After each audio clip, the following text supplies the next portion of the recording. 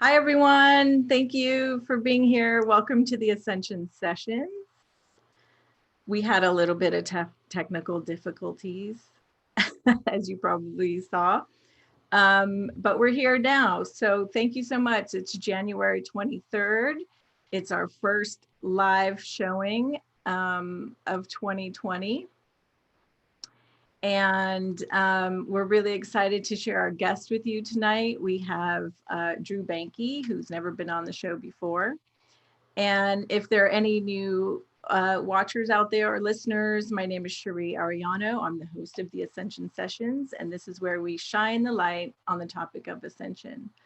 So because we've had a little bit of a delay tonight, and thank you guys so much for being patient, and for everyone in the chat room who is joining us tonight. I see John, I see Dex, I think Ella is out there. So thank you so much. I'm going to jump right in, and I can update you on all things Ascension later on in the show. But I'm excited to bring our guest on tonight because we have so many things to talk about. We're going to cover a lot of topics, and I want to make sure that you guys get to know him as well. So his name is Drew Bankey, and I'm just going to put on my headphones really quick. And I'm just going to read his bio, and then we'll bring him on the show. So Drew Bankey is not only an Iraqi Freedom War veteran and environmental activist, but he holds such Native American distinctions as medicine man, Sundancer, and sacred pipe carrier. I'm probably not going to pronounce this right, but it's Ojibeway named Blue Thunder Man. Drew is a lifetime member of the NAC, a Clear Channel of Osiris, Archangel Micheal, and the 11th dimensional Pleiadian Collective and of Source.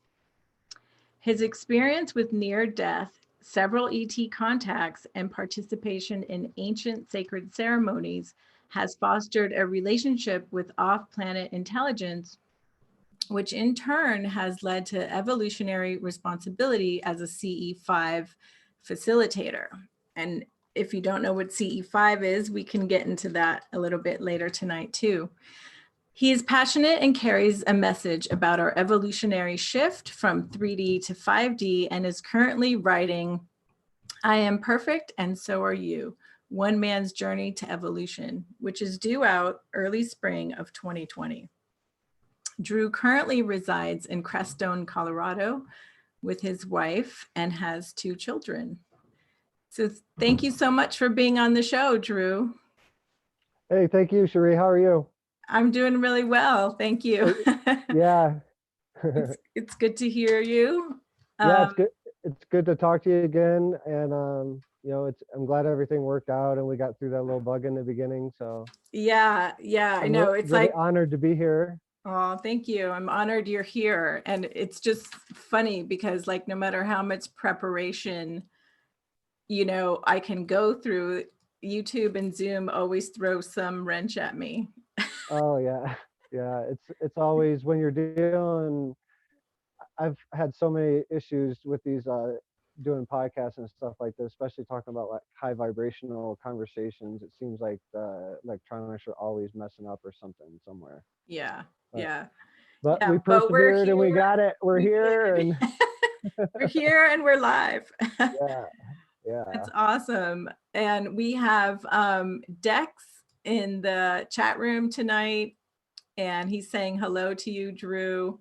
And hello, he's watching all the way from Australia, which is awesome. And we have John, and they're here. So that's awesome. So guys, let me know if you have any questions. I'm going to be bouncing back and forth through windows. So awesome. So Drew, you have such a wide range of experiences, you know, in your history, from your Native American practices and rituals to your contact with other dimensional beings, and even near death, you know, like those are all really 3 distinctive subject matters that I'm, and I'm interested in all of them. And I know many of our audience members are as well, but it's really cool that you can speak on all three of those topics.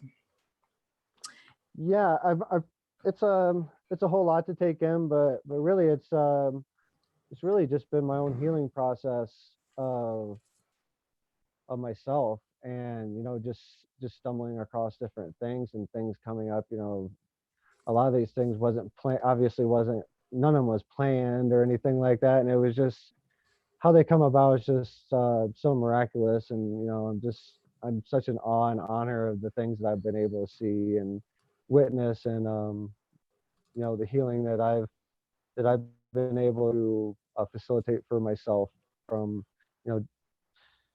physical things and emotional things, PTSD and all the gambit from all of it. So yeah, and it's quite a range. And so before we get into it, I would love it if you could share a little bit with our audience, just some basic background stuff, like where you grew up and what your childhood was like. And, and I'm personally curious to know also if you had any contact experiences as a child. But why don't you tell us where you're from and how it was growing up there? Sure. Well, I grew up in Northwest Ohio.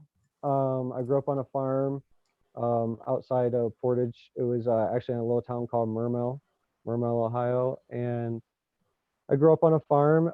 It's mostly a livestock farm. We didn't have any crops or anything. It wasn't that large, but my mother was a nurse, and had a pretty normal childhood.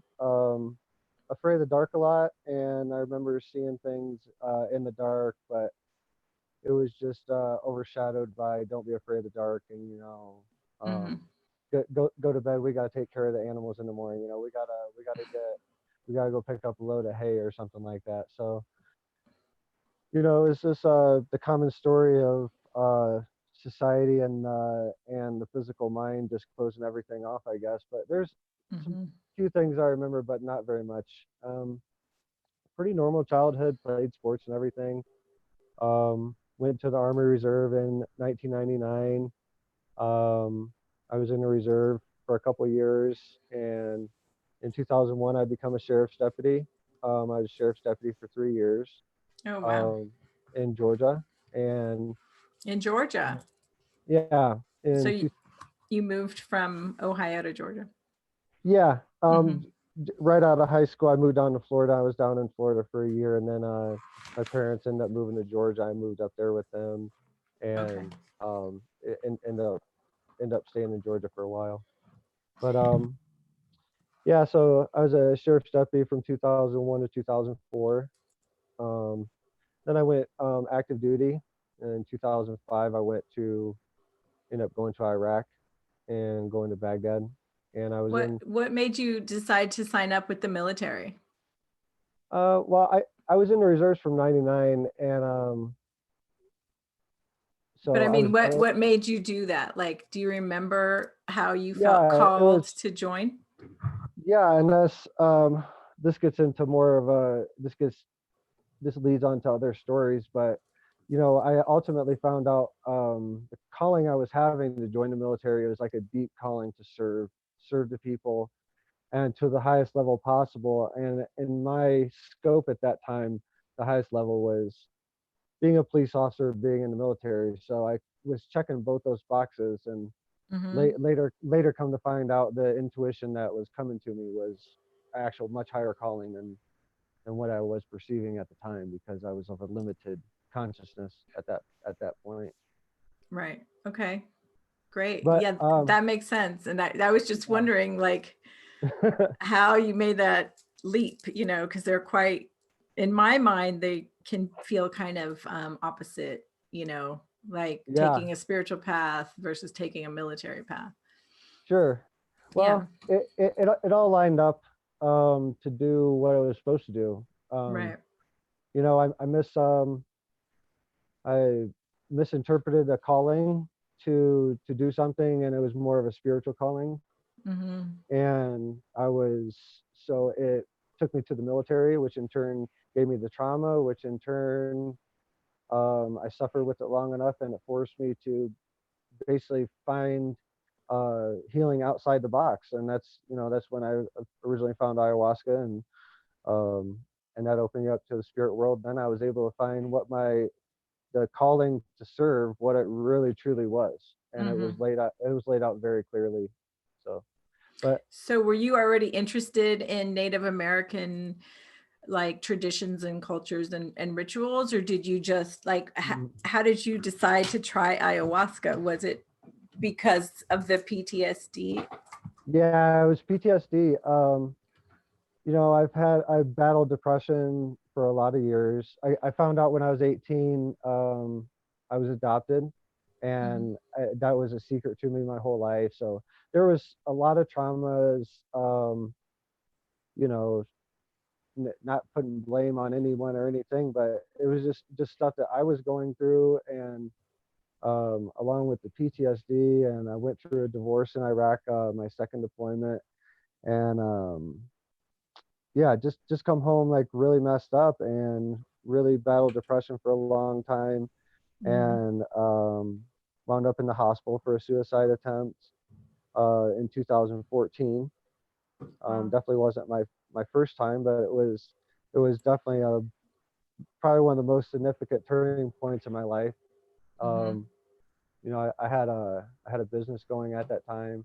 It was only a couple months old, but I had investors that were really backing me up, and I had the whole world at my fingertips. And you know, I don't remember exactly what the catalyst was at that moment, but yeah, I wound up in the hospital with a suicide attempt, lost my business, and lost everything, and my world crumbled. And tried the VA for a little bit, and they still couldn't help me. So eventually, I had a dream about indigenous medicine, and I perceived Mm-hmm. as peyote at the time.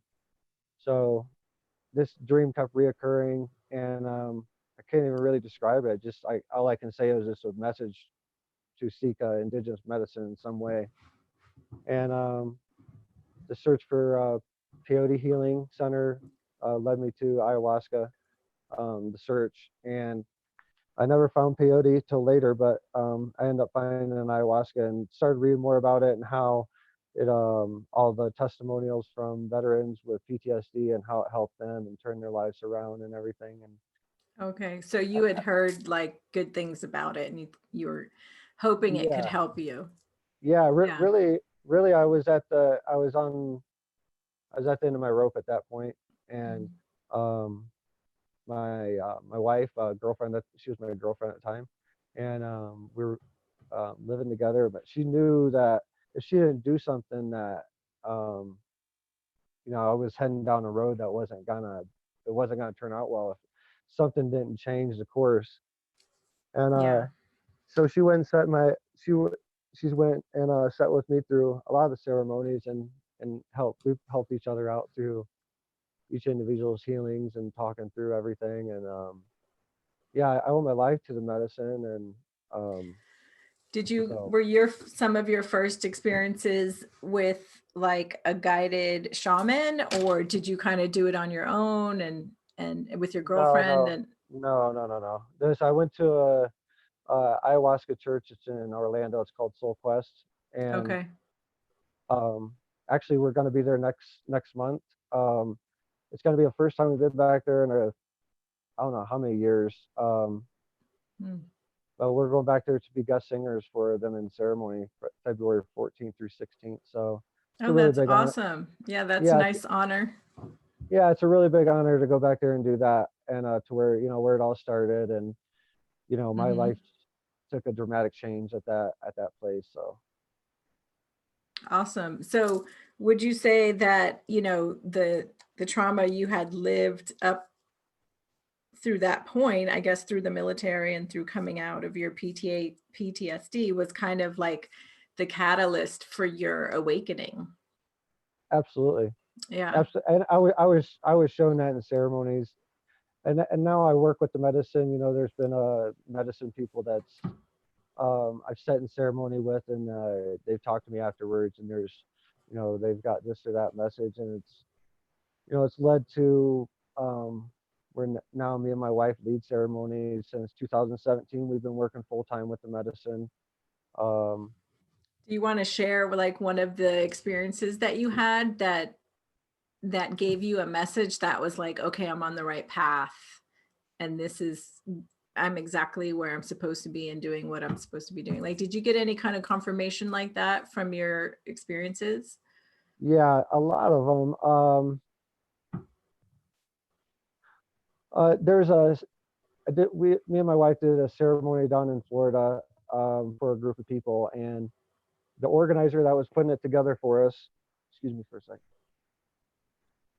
The No problem. organizer that was putting it together for us, um, she come and talked to me like 2 hours before the ceremony started. She's like, "Hey, I know like the ceremony, this we're kind of set up for how many people's going to come or whatever, but we have a governor from Haiti that wants to come and set in ceremony with you. He has an interpreter, and then he's got two family members."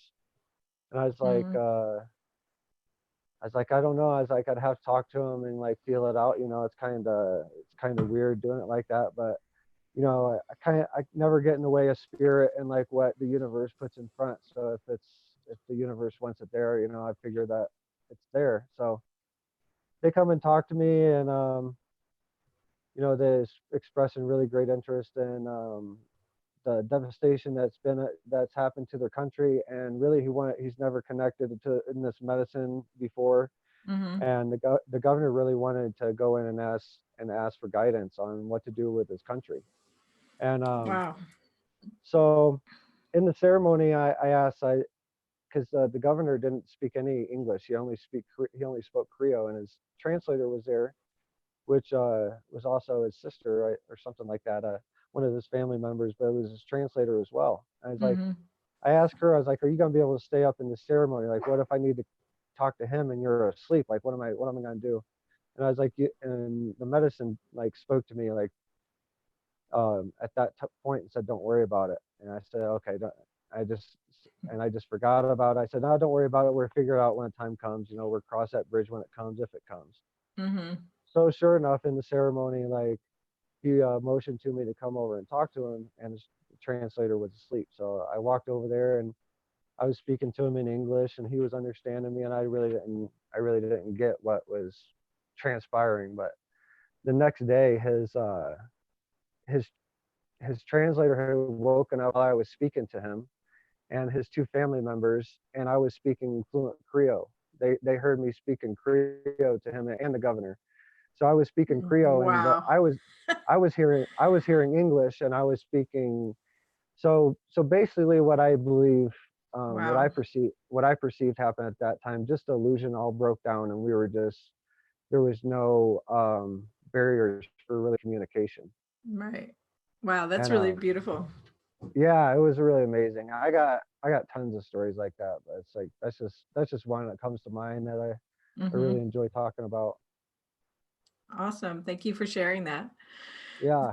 So how did you then like continue your studies of the Native American traditions and become a medicine man and a Sundancer? And can you tell the audience what a Sundancer is? And I'm sure they know what a medicine man is, but if you want to Yeah. touch on that too. Well, me and my wife went to Standing Rock for the protest for the Mm-hmm. pipeline in 2016. We were out there for 2 months. Um, Wow.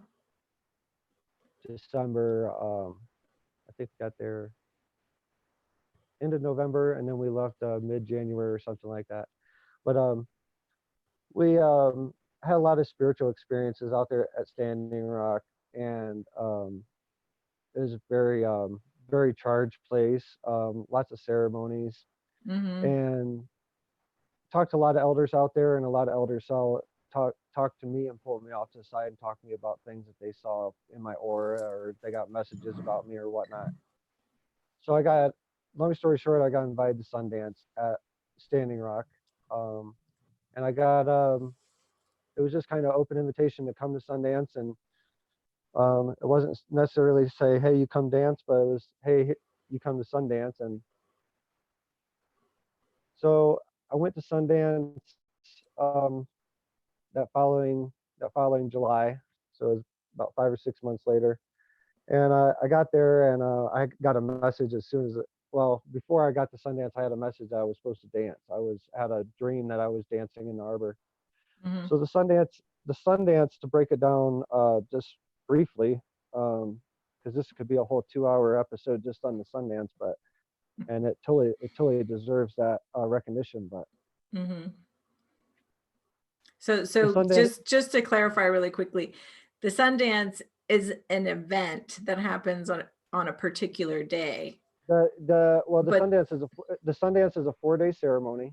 okay. It involves the participants that dance to fast for fast from food and water, so it's complete fast. And you're dancing from sun up to sundown, and you're you're praying for the betterment of the people, and really the prayer is really outside yourself. So Mm-hmm. in a nutshell, you're praying for the spirits to for you to endure suffering, for your little bit of suffering for those 4 days, or to ask the spirits to maybe perform a miracle, like cure somebody from cancer, or someone that couldn't walk, even if you don't know them. It's praying for the collective, really. Right. And it's very intense ceremony, very spiritual, very old. There's Mm-hmm. drumming all Mm-hmm. day when you're dancing. There's a big drum. There's lots of singers, and they're all singing the same song, and they're very old native prayer songs. Lots of different tribes Sundance. There's different variations of it, but most of them follow the same, pretty much same guidelines and procedures, pretty much. But Mm-hmm. there's also a piercing involved, which is not required, but it's definitely part of it. So you can pierce on the chest or the back. You can drag skulls. I drag buffalo skulls is one of the sacrifices that you can do, and Mm-hmm. basically you drag skulls around in a circle. It's called the arbor. So outside the large prayer circle, while the Sundancers are dancing, you would be dragging buffalo skulls that are hooked to wooden pegs or bone pegs that are pierced in your back. So Yeah. Wow. you would pull until those broke off, and you would break them yourself until, or if they didn't break off themselves, they would have people come out and set on the skulls, and then you would back up and run away, and basically um, and that's symbolic too, like and breaking away Does from it break the chain, or does it break your skin, or what? Like what? breaks your skin, Yeah. and it's really painful, but I mean, I can't even describe how the pulling the skulls was. It's beyond what I could really put into words. But at one point, I did transcend, and you know, and totally don't even remember a whole circle around, which takes probably about 7 to 10 minutes to make a whole circle around. And the whole Wow. time you're in excruciating pain. But the fourth time around, I didn't feel anything. I was totally out of body, and I was I really, those are one the visions that I saw in that. I won't share those. Those are my personal ones, but Sacred. Yeah. it was very mystical. It was very intense, to say the least. But Yeah. um, so the breaking of your skin is really symbolic of breaking away from the confines of the physical world, Mm-hmm. and the skulls are the pain and baggage of the people, and that's really what, when you drag the skulls, that's what that prayer involves. But Right. and then So do the skulls kind of represent like the 3D or the physical, body, the well, the the life and death cycle that we experience on the physical? they represent so many things. I mean, there's multiple things. So I drug 4 skulls, At the which same repre time? yeah. So, and which represented the 4 directions. So my intention was to send my prayer out in all 4 directions. So Mm-hmm. for all of humanity. So that was my intention with my prayer. But yeah, they represent, in my instance, they represent the four directions. They also represented, the pain of the people, the the tether that holds you to your ego to this world. And it's, the trick is not to get rid of your ego. The trick is to live with your ego in the spirit side and in balance. Really, it's so, and that's, these are just some of the lessons that come from the Sundance. But it's one of those things that I talk to people on sometimes on interviews, and I do interviews specifically on ayahuasca, and there's always someone that says something about these visions or these experiences you're having are not real because they're induced by psychoactive drugs or whatever. The Sundance, it's a fast, and it's a drum beat, and you connect to. I've had most some of the most extreme experiences at Sundance I've ever had. Sure. Yeah, I mean, anything that helps push you out of the physical realm or your body, you're going to get there faster, whether it's pain, like dragging the skulls, or taking ayahuasca, and both combined, I would imagine it's like even more powerful.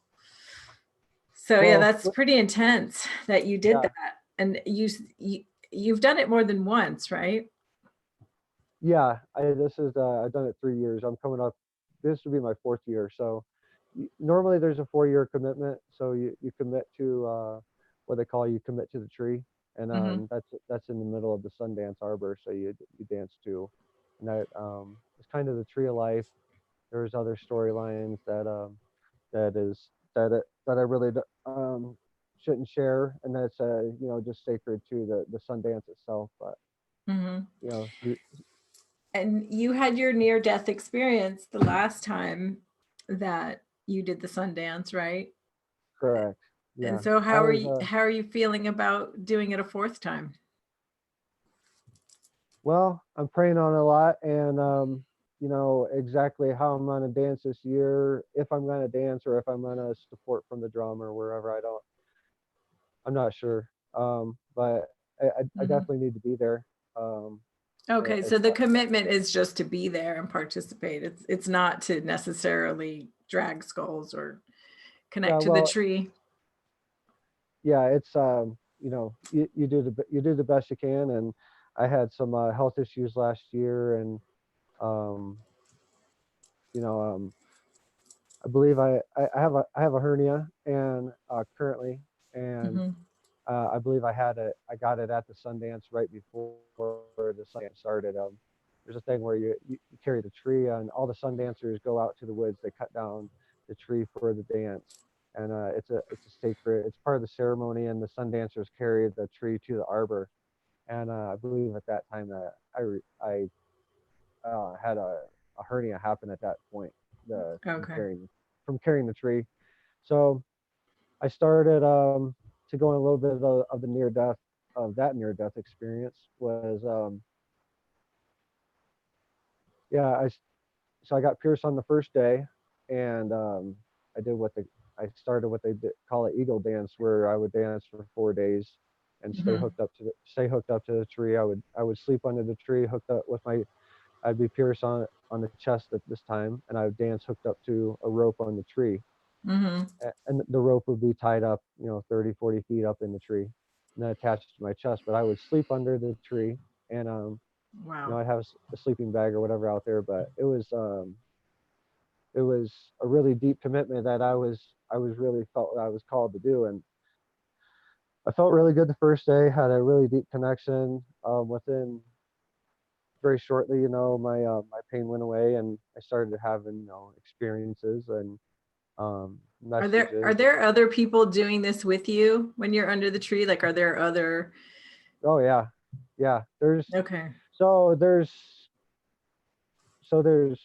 sometimes I think there was like 23 dancers at our dances last year. But and in some places they have 200 people dancing around the tree at a time, and sometimes all of them be pierced at the same time. So you have 100, 200 people all pierced to the chest, and that's a very powerful prayer. Like if you've ever been around something like that, you can understand what I'm talking about. But Really, the only way you could ever really understand is to be there. It's very powerful. And then Right. you have a bunch of other people. You have people that's around the drum. You have a main drummer. You have um, in some Sundances they have more than one drum. Um, so they have a big powwow drum, like 4 foot across or whatever, and Mm-hmm. a big prayer drum. It looks like a powwow drum, but it's really like a grandmother drum, a prayer drum. The powwow drum and a Sundance drum is two different things. But this is getting more deeper into a story. But that's really where the prayer and the energy comes from The of the drum, Sundance. the Yeah, drums. Yeah. it, The, it's the, the re- pa- the big drum is like the powwow drum, right? And then the prayer drums are the little handheld drums. no the Sundance drum will be the size of a powwow drum, but it will be of a totally different. There'll be a different prayer in it. There actually be there'll be sacred medicines that are actually put inside the drum before it's sealed up. It's Oh, okay. it's a totally different thing in that sense, but the Mm-hmm. size and appearance, they're very similar, and in the way they sound, but the Mm-hmm. prayer and the prayer and energy are just totally different. Oh, cool. The powwow is very young. It's that ceremony is very young. The Sundance is thousands of years old. It's very basic. It taps into a very basic energy. Mm-hmm. The You know, closest thing I've done is I walked on fire coals in India during the Kumbh Mela, the Maha Kumbh Mela, which is like the biggest spiritual festival in the where world. It only happens every 12 years. wow, were Yeah. you able to not feel them? I mean, I could feel it, but I wasn't injured like many people were.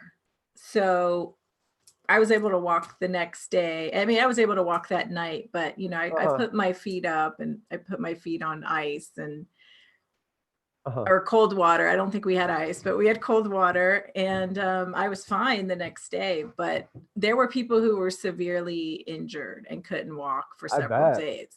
Yeah, I bet. Yeah, it's yeah. you learn a lot from the Sundance.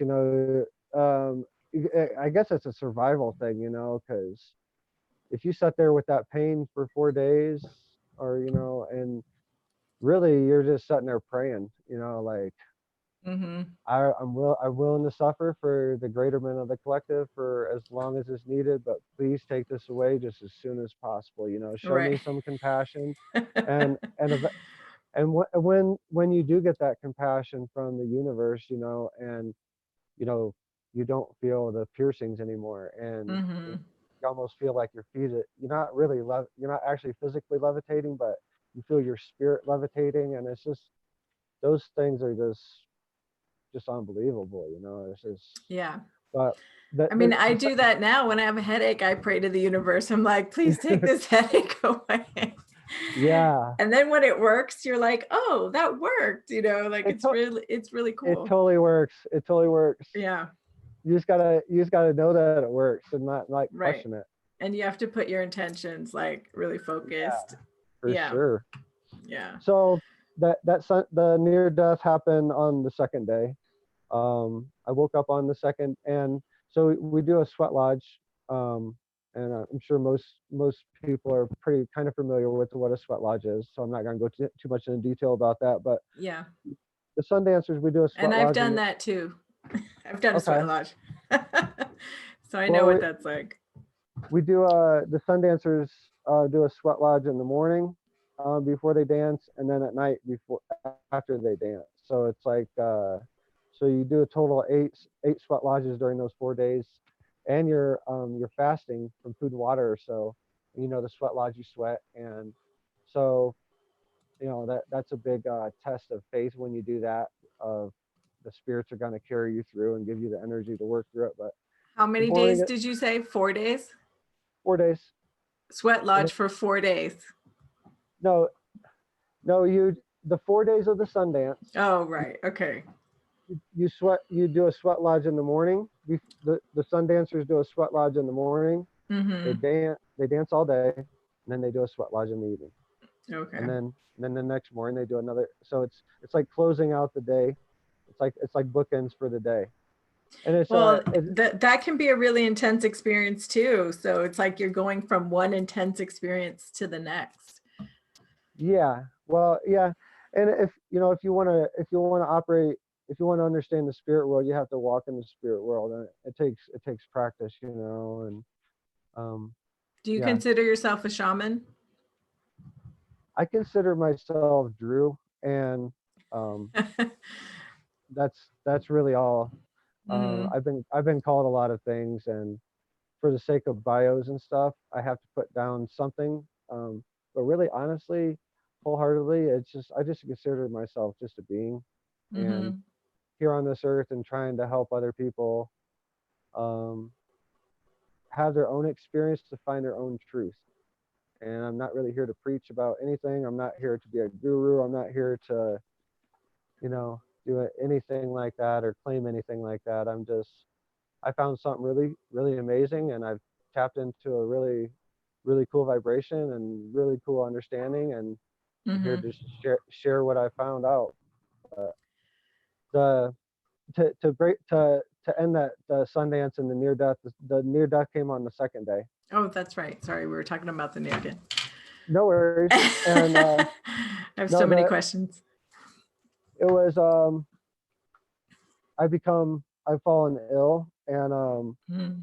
the second day, and I guess my hernia had really affected, and I stopped urinating, which early on the second day, which is very early. Normally, from my past experiences, normally it was like on the third or fourth day when it would stop, and then I was able to push through. But it stopped really early, so I was totally dehydrated, and there was a nurse out there, and I got checked over a couple times with my blood pressure and everything, and Hmm. um, they let me set out around the first round of the day, and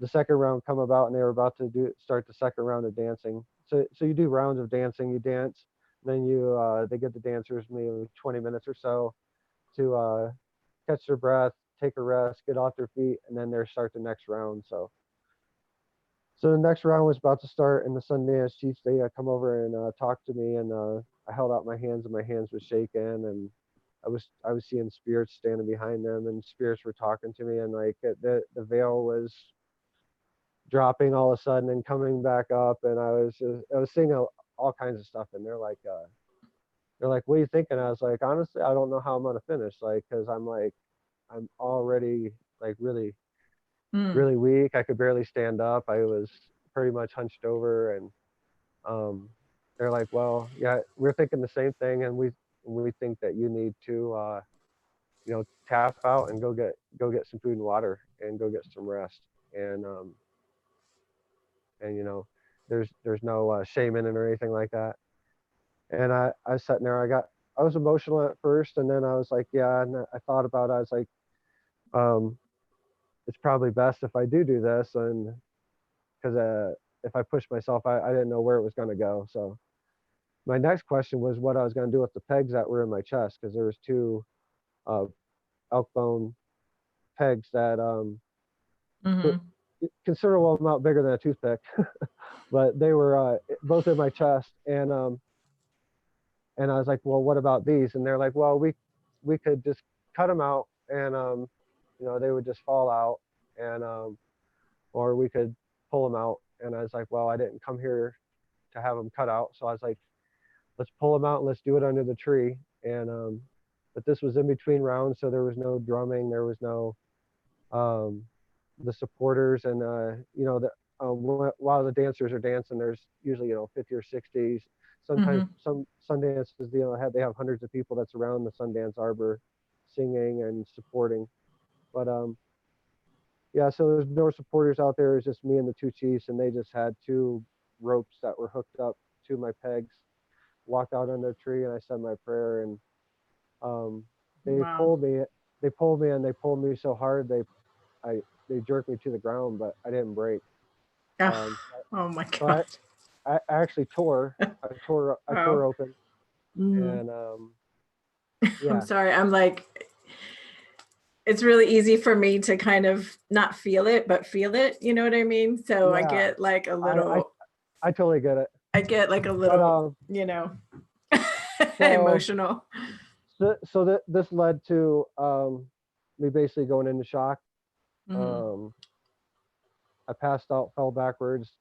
One of them caught me, and next thing I know, I woke up about 10 minutes later on they had a sheepskin out there. There was a bunch of people around me. I had a blood pressure cuff on my arm, all kinds of stuff. And Mm. at first I didn't remember any of it. And within a minute or so, I started reciting what they were saying and why I was gone. And I thought I was kind of like half in, half out of it. But then I started reciting what they were saying, and I Mm-hmm. didn't even it didn't hit me till I said it myself. And I was one of them was saying about they couldn't find a pulse. There was, you know, they, it was hard to find a breath. There was really nothing there. I was Wow. my legs were twitching, and it was from estimates it was 5 to 7 minutes I was gone. But from from what I remember of this, I remember Wow. the talking. I remember the talking around my body, and then I remember um, the voices getting further and further away from me. And Mm-hmm. I didn't see anything. I didn't see a tunnel or anything, but I do know that the voices were getting further and further away from me. And it clicked what was happening.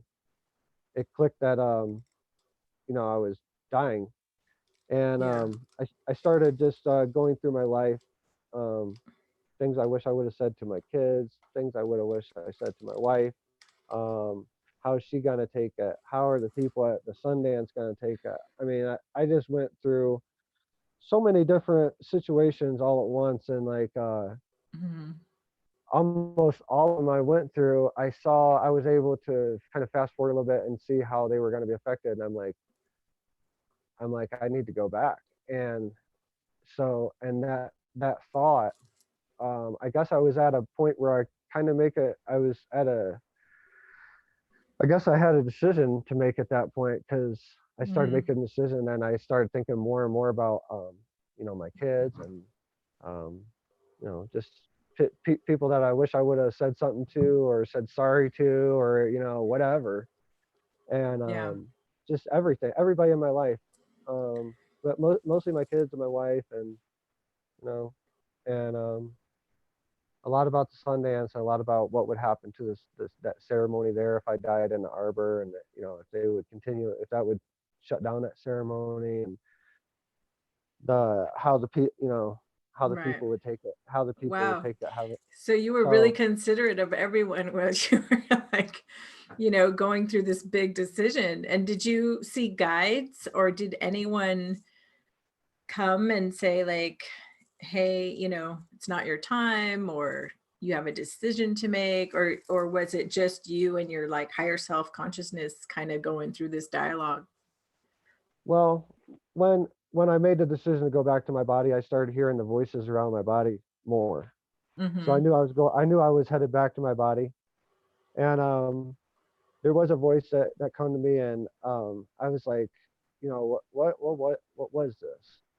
And they're like, it was more meant for you to have a paradigm shift of to explain how near death works, and Mm-hmm. explain, and this is I was so the gift that I was given from that experience was eternal life, because that really allowed me to see with my own eyes, and so I could absorb it on a cellular level, the understanding that I never die. And then Mm-hmm. that opened up a whole lot of lessons of, you know now it makes sense what everything, all the prophecies, all the spiritual teachings, how they all combine into one. And it just opened it's a big paradigm shift for me. And Mm-hmm. to be out of body like that. And I've astral traveled, and it's not the same thing. It's different. But Mm-hmm. it's very powerful. I signed up for, I knew when I was coming back that they said if you go back, I could have went and could have left, and I would have died there at Sundance. And it'd have been a different story headline now than it is now. But Well, I'm um glad you're here. I'm sure your family's glad you're here too. I'm glad to be here. You know, it's Yeah. and man, how everything is just how are all the messages and everything how it's all playing out. Told Hmm. 2020 is going to be a big year, and there's just, you know, so much lined up for us in speaking and events and everything, and it's just an honor to have the message and be able to share it and Hmm. know that supported, you know. Right. It's awesome. And, as you're talking, it's making me wonder, like, now that you've had this near death experience and you tried to take your own life in the past, did that make you look back at that time in your life For with a sure. different perspective? And like, what did you think? Like, did you say, what the hell was I thinking? Or I'm so glad I didn't do that? Or like, what came out of that for you? Because it's like almost going like full circle. Sure. And that's where, if we look at our lives and where we have growth, it's where we complete circles in our life. Like if Hmm. you've been somewhere and had something happen, and then it's 5 years and then you go back there, that's completing a circle. And you'll notice there's really either major paradigm shifts at that time or small paradigm shifts in your life that happen on Hmm. a, on different levels. But that's what I've noticed on completing circles. But for sure, you know, I thought about, the near death definitely had me thinking about my, past suicide attempts and um thoughts of suicide and all that stuff, for sure. And Hmm. there's there's just so much that I could go into with that. It's just another thing that comes along with um the understanding I have, the consciousness or vibration that I'm working with right now. It's Hmm. it's understanding that everything's always in divine order. Everything is always in perfection. And Yeah. and this is a message I received from Source when I was channeling Source one time. I said, well, Source said through me, it said, everything is always perfection. Anything other than that is just your perception. Hmm. And that there's nothing other than perfection. And this is the secret that the shamans, and the gurus and the people that walk around smiling all the time, that I went years going through ceremony and thinking, what do these guys smile about all the time? What secret do they have? And they got eternal life, and they understand times of illusion. It's not an idea for them. This is ingrained in their cellular not understanding because of the consciousness Right. that they've tapped into. So, and this That's so is profound. That saying is and so th- and th- profound. and this is in all of us. We all Hmm. have this ability, and this is what my book's about. And the book was, um, a message to write the book. And it's the title was given to me. It was just a simple title. It's just, I'm perfect and so are you. And we've been taught all our lives you never say you're Hmm. perfect. Nothing's perfect. The blah blah blah. This is Right. indoctrination that's been injected into our collective to stop us Yeah. from understanding that we are perfect. Everything is always perfect. We don't have to suffer. It's not a necessity. It's our Hmm. choice, and we don't even know it. We're doing it subconsciously. Right. Yeah. Well, I mean, I don't know if it's a human trait or if we've been programmed, but a lot of people spend their day complaining or looking at the negative or thinking the grass is always greener on the other side. And if we had that mind shift that everything is perfect, I think there'd be a lot less of that, because then For we sure. we could be more introspective and be like, well, if everything is perfect and I'm having this experience, what's the lesson here? Or how can I see this as a, a situation or an incident that's beneficial to me? For sure. Let, Yeah, let, it is a programming, Sherry. Sherry, let me take you down a road for a second. sure. Doc, Dr. Emoto figured out that water reacts to positive vibration and negative vibration. This is Mm-hmm. science. This is scientific fact. Mm-hmm. This is shown that Loving words will positively affect the water crystals and make beautiful things. Negative words will do Snowflakes. Yeah. do the opposite. Bad things, whatever. So with a lot of people just stop at that knowledge and they're like, oh, that's interesting, but they don't think about it more in depth. Think Right. about what is our body structure made of. Mm-hmm. Our body structure is made of 80%, 70, 80% water, depending if you're hydrated, dehydrated, whatever. But that's mostly water. So when, my elders, I heard these cliche sayings for years with my elders, drilling into my head all the time. Your words are powerful. Your words are powerful. Your vibration's powerful.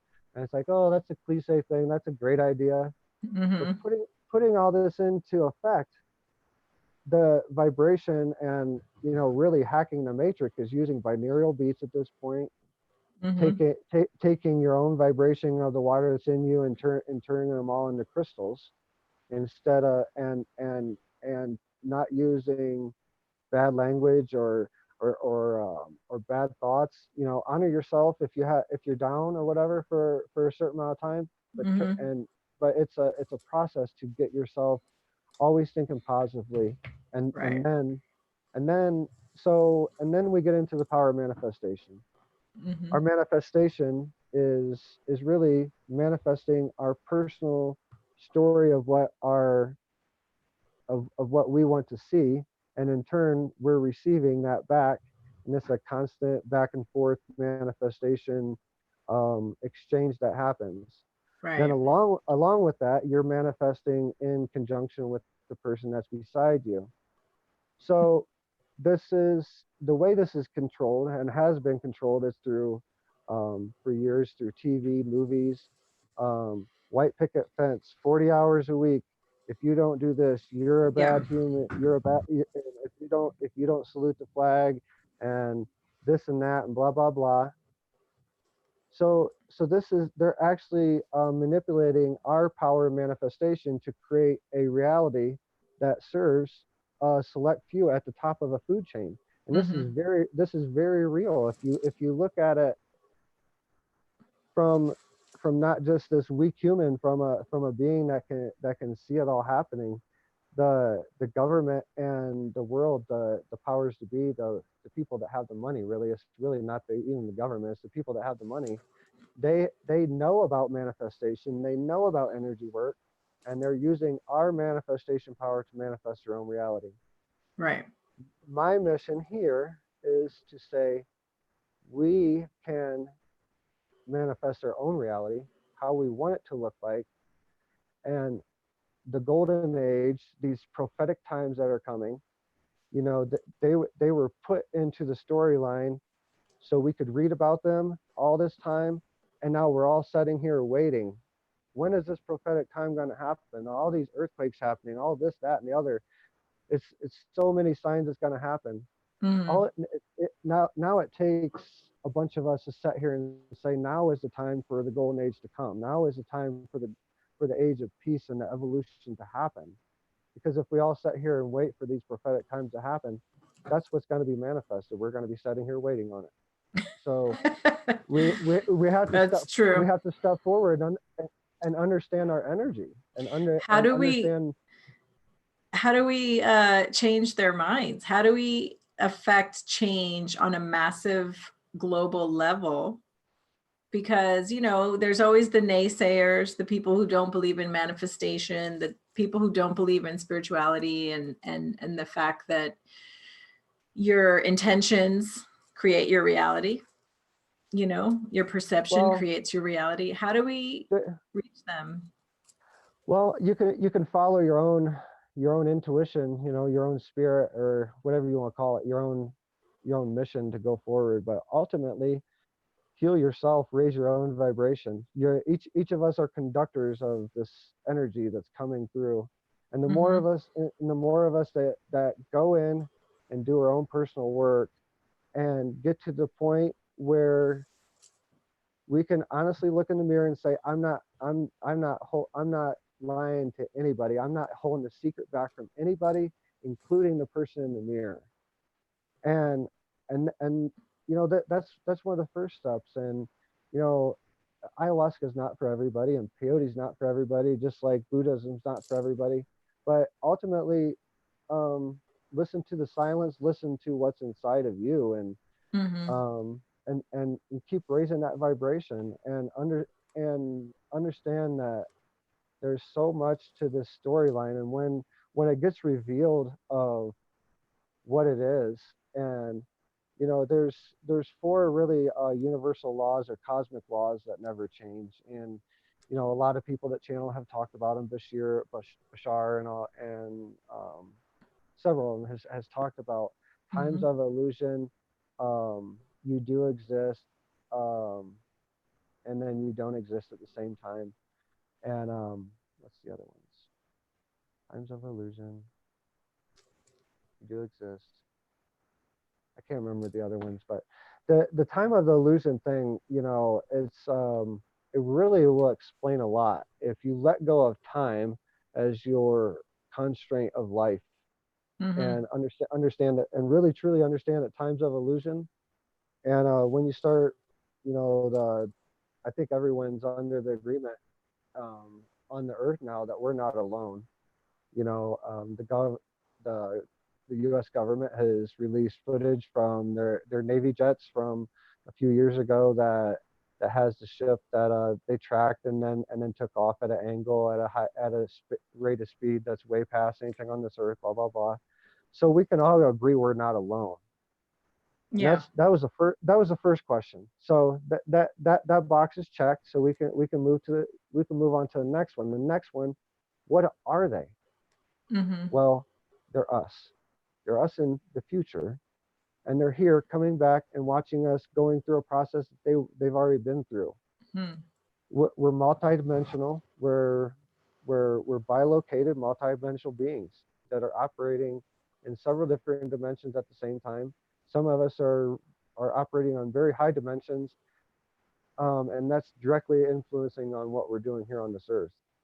And Right. you know, ultimately, every single one of us are aliens. Like, if you want to, you know, Or computer programs, right? I've also uh, heard that we're AI, we're computers, basically. yeah, yeah. Well, my take on it, you know, and yeah, we're bilocated, and I had experience down by Chaco Canyon in February 2019. Went down there for with Drew, my wife. before you tell that story, it's 8:10. I just wanted to, speaking of time, I just want to check in and see if you're doing okay, if you would like to take a break soon, because we've been going for over an hour now. I'm good. You're good. Well, Okay, cool. yeah, And also there's a comment from the chat room. Kathy Ashby said, and as Tesla said, if you want to know the secrets of the universe, think in terms of energy, frequency, and vibration. perfect. That's it's very it's And very she basic. agrees with you that most ETs are our future selves. Yeah, Yeah. yeah. It's so interesting thing about Tesla, Irie. So I had experience at one time, and I won't really get into too much detail, but it was just a extreme experience of oneness happened to me, and you know, I stepped inside what some would call God or whatever, but it introduced itself as source to me. But um, when I was in there, I was able to see everyone else that has ever been that really tapped into that same consciousness. Wow. Were you journeying, or were you just on a Um, like meditative journey, or were you doing yeah, ayahuasca or it was after a Wachuma ceremony, but yeah, it was way after the medicine wore off. And it just, I don't know, just something, mm-hmm. everything clicked at the right time. But I saw Tesla, I saw Edison, I saw Jesus, and you know, it's just a one consciousness, and it's the understanding of oneness on a cellular level, and still being able to operate on two legs. And that's really what the consciousness is about, and on a very basic level. But and then it Mm-hmm. does talk about, you know, energy, how energy is, and I've shown a lot of things about. how the universe is made and how chakra systems work and how to use chakra systems for healing and all kinds of stuff. But Yeah, yeah, that's awesome. I don't really know where we're at, but You were starting to tell another story, and then you shared that experience where you stepped into source. And the bilocation, and each one of these experiences are really just a lesson for me. You know, I look back at them as I remember what the lesson was from there, and then the story comes back to me. Really, the story is kind of secondary, but a lot of people like to hear this story. This story, Mufan, is one of the cases that Mufan's very interested in and talking to me about, and yeah. But and what anyways, but is that the shadow yeah. being story So yeah, in where you 2019. stepped outside? That story? Yeah, I'd love for you to tell that story. Yeah. So in February 2019, me and my wife went to Chaco Canyon, and in New Mexico is about 5 or 6 hours from our house. We live in southeastern Colorado in the San Luis Valley. But yeah, we went down there and just went hiking around, looking at the petroglyphs, taking pictures, and I have my drum with me, so I sung a couple prayer songs in the canyon and left some prayers for the spirits there and the energy there. And um, that night, and that's not uncommon for me. I do that pretty much everywhere. And so went back to our B&B. We were renting Airbnb in a town like 2 hours away. It's Cortez, Colorado. So we drove back there and we had dinner. We went out for dinner, and that night after we got back to the B&B, eventually went to sleep. Around 10, 11 o'clock. I woke up around 2 o'clock in the morning and went outside to have a few puffs of tobacco, a cigarette, and the front porch had a motion light, which was right by the front bedroom where my wife was sleeping. So I was like, I'm gonna go on the back porch. Haven't been back there yet. We're about to check out in the morning and head back home. So I might as well go back there and check it out. And walked out on the back porch and into the yard, and I immediately started vibrating really intensely. I felt a vibration really coming from around my heart chakra area or my chest area. It just felt like there was a vibration that was emanating from my chest, and it just went out through my body and really intensely. And it got to within a second or two, it got to the point where it made me real nauseous, and I coughed and I went to spit, and I went to hacked up some phlegm or whatever, and I spit forward into the yard and just to the left a little bit, and there's no lights in this on the back porch. It's totally dark, and out of the corner of my eye, I see a being beside me, and I see well, first I sense a being there, and then I see something, and I just stand up and look, and at first it's my shadow, and I'm looking. It's the same height as me, just dark, and is it built like you? Is it built like you, kind of thin and? Yeah. You said it was the same height. It literally looked just like my shadow. Okay. So I turned around and looked. There was a street, a side street behind me. We were in a residential neighborhood, and I was like, oh, there must be a street light behind me. I looked around. I turned around. There's no street lights on the. It's totally dark out, and I just turned around and look, and it's still there. And as I'm looking at it, its eyes just. I start to see like light, where two little slits start opening up, and it's eyes, and it's opening it.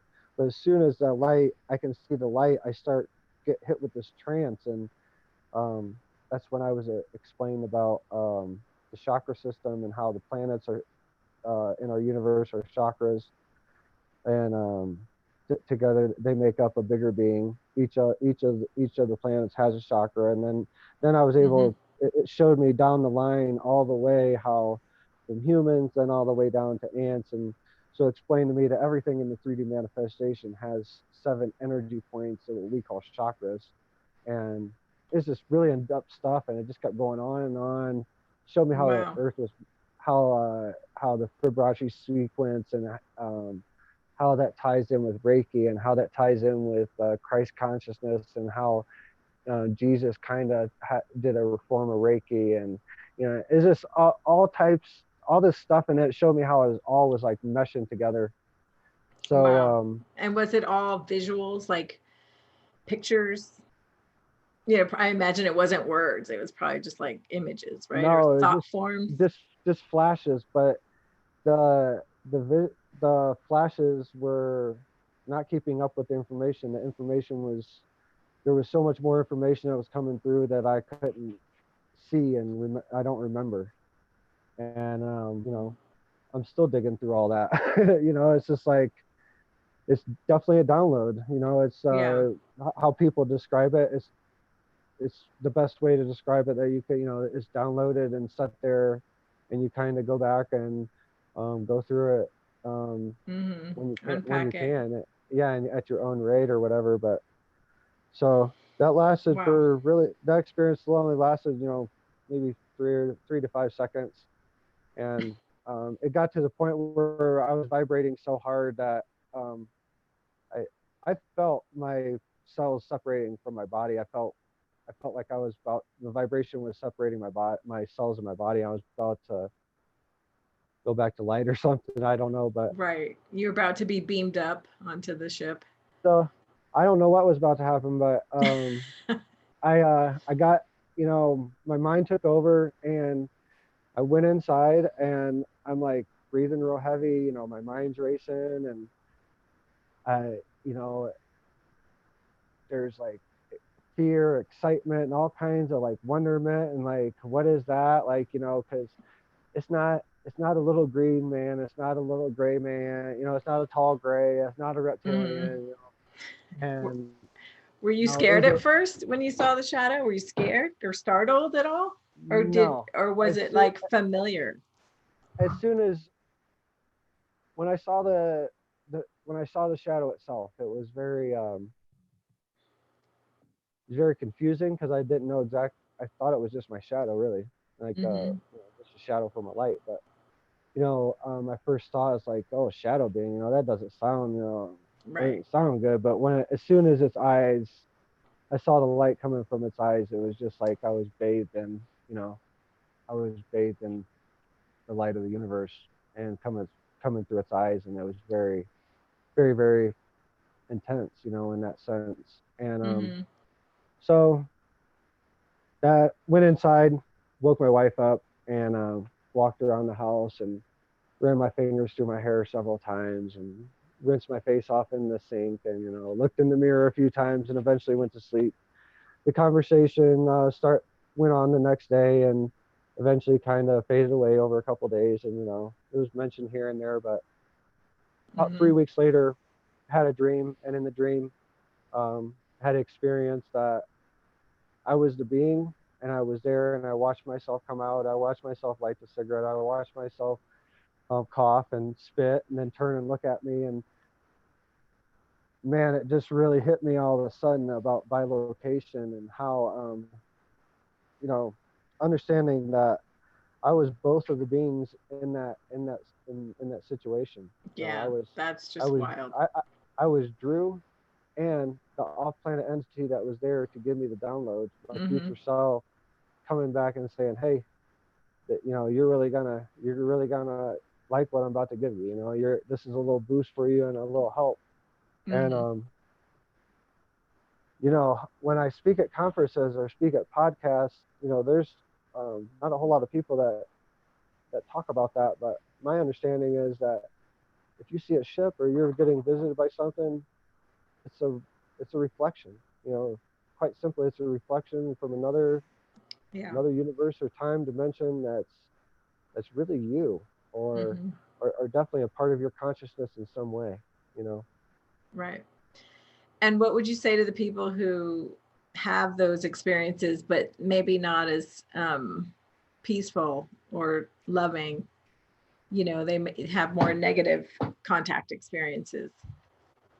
It's something that, it's from my understanding, and like I said, I'm not I'm not here to write no Bible or anything or write a rule book about this, but from my understanding, there outside this 3D reality, there is no negative energy. And anything that you're perceiving, it's something that's going on inside of you, either from this lifetime or another lifetime or another, or you should say another dimension, or Mm-hmm. whatever you want to, whatever label you want to put on it. But ultimately, anything that you're experiencing, other than perfection, is only your perception. And that's words that was spoken to me from source, and those are, you know, I can never. Those for me, that's the truth beyond truth. So What's trippy about this is like, based on everything you're sharing, if someone has an abduction or a contact experience that they perceive as negative, you have to wonder if that's something they signed up for or agreed to in a future self. Like, if I wouldn't doubt it. I is that mean, their future self coming back and being like, chill out, you agreed to this. I don't mean to make light of it, because it's very scary for many people, but sure. based on what you're saying, that could be a way to perceive it.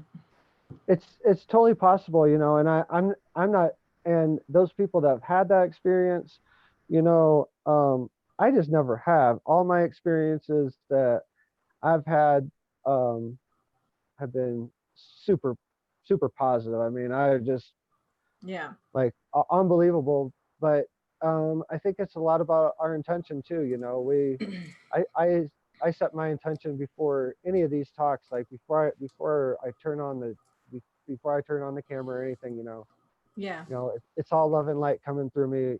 If any energy wants to talk and share with the audience out there through me, as long as it's love and light, I don't and it's a positive message, I'm open to it. I'm open to Mm-hmm.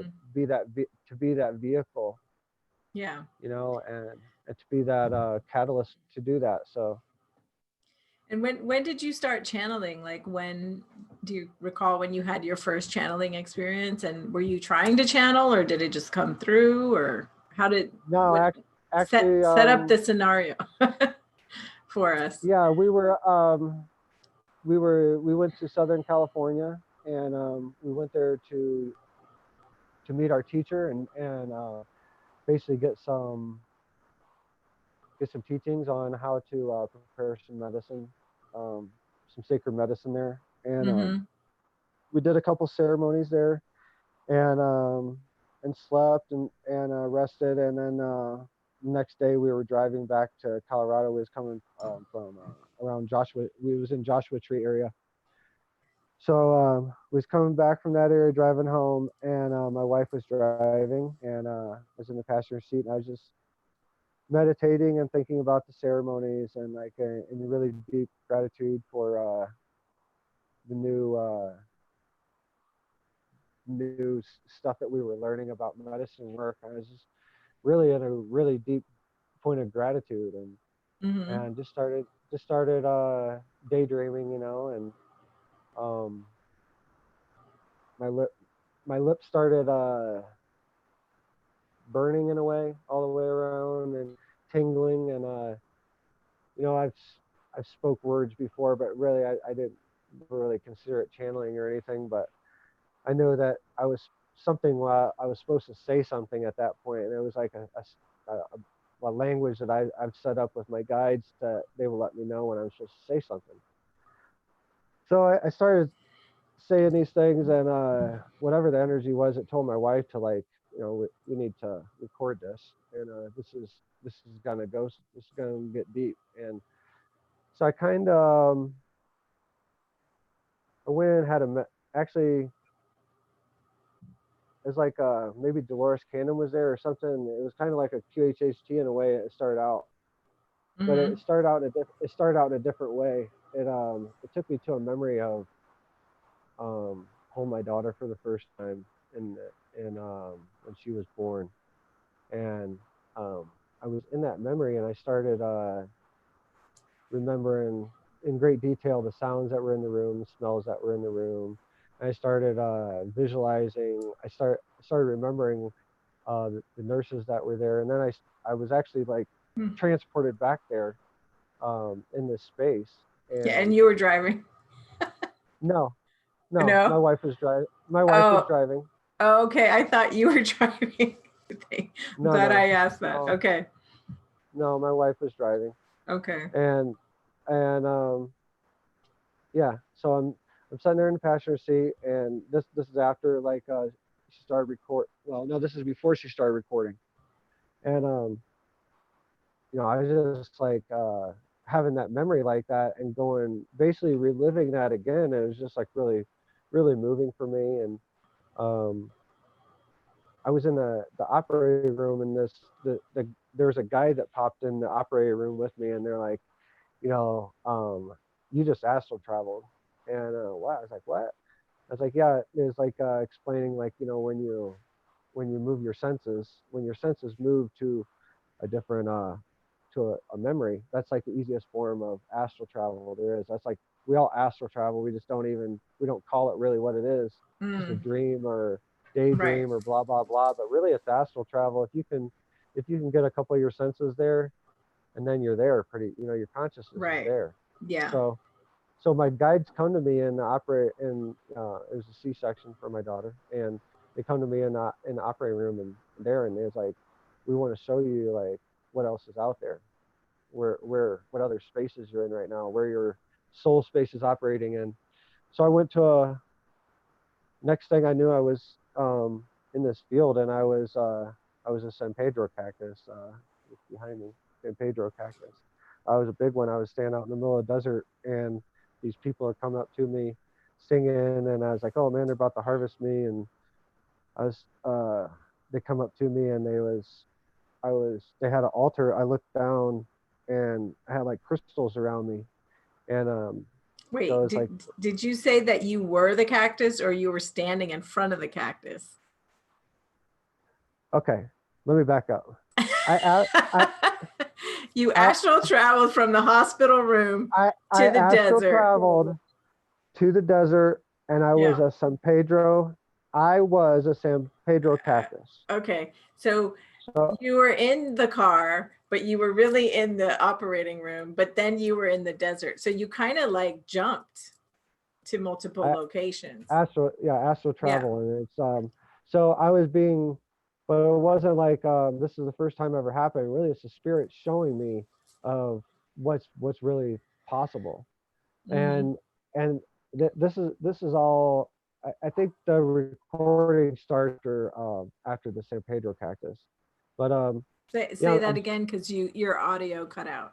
the Your voice cut recording out.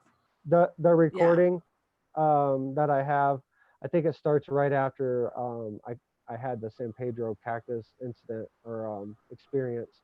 So I'm in the daydream. I'm really sitting there, and I'm going through all this stuff, and uh, there's people are praying to me and all this stuff, and I'm in the car. I'm physically, I feel like this like thing on my head, like a couple of things poking on my head. So I'm itching my head like in the physical, but what I'm seeing, I'm the San Pedro cactus. I'm sitting there, and there's something hitting my head, and I kind of go outside of myself for a second and see what it is, and it's a hummingbird that's feeding off a flower that's bloomed off the top of the cactus. But Hmm. I actually feel it in the car, like Wow. physical, something physically poking the top, like just something lightly tapping the top of my head. Hmm.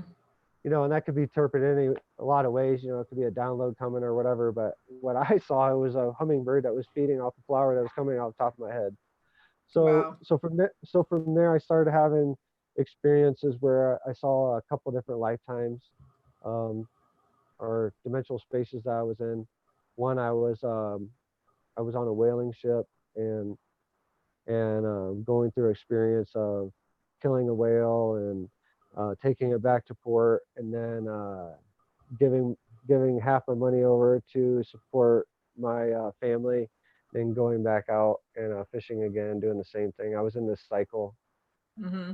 And another one, I was a slave, and just I went through a couple different of these lifetimes. But I realized, like, as I was going through that, I asked for when I started hearing about QHHT and everything, and I was like, Which stands for quantum healing something technique, quantum uh, healing theta technique. quantum healing hypnotic therapy. Hypnotic therapy. Okay, got it. And so, and Dolores Cannon, she's very well known. She's the queen. You know, everyone knows about Dolores Cannon. If you heard QHHT, you heard about Dolores Cannon. Check out. She racked your brain more than I ever could. But you know, she's passed on, but she's, you Yeah, know, I'm her aware of energy. her. I wasn't sure of the acronym. Yeah, her energy is all around all the time, and you know, Around you?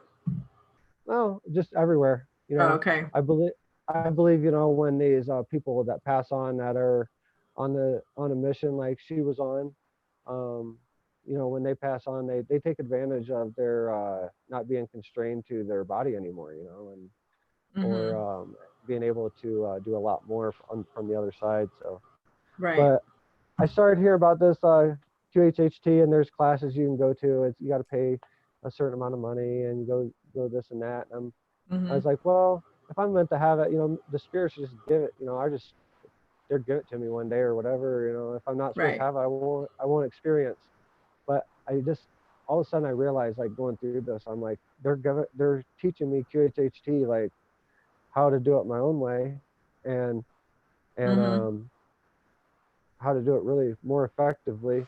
I think, and that's about being in a heart space. So like using the memory of taking someone back, and I've helped people with this, and I was able to do some really profound work with this before, and just simply what I was given from the spirits, or whatever you want to call it. But yeah, that's really cool. I don't know if you remember, we talked about quantum jumping.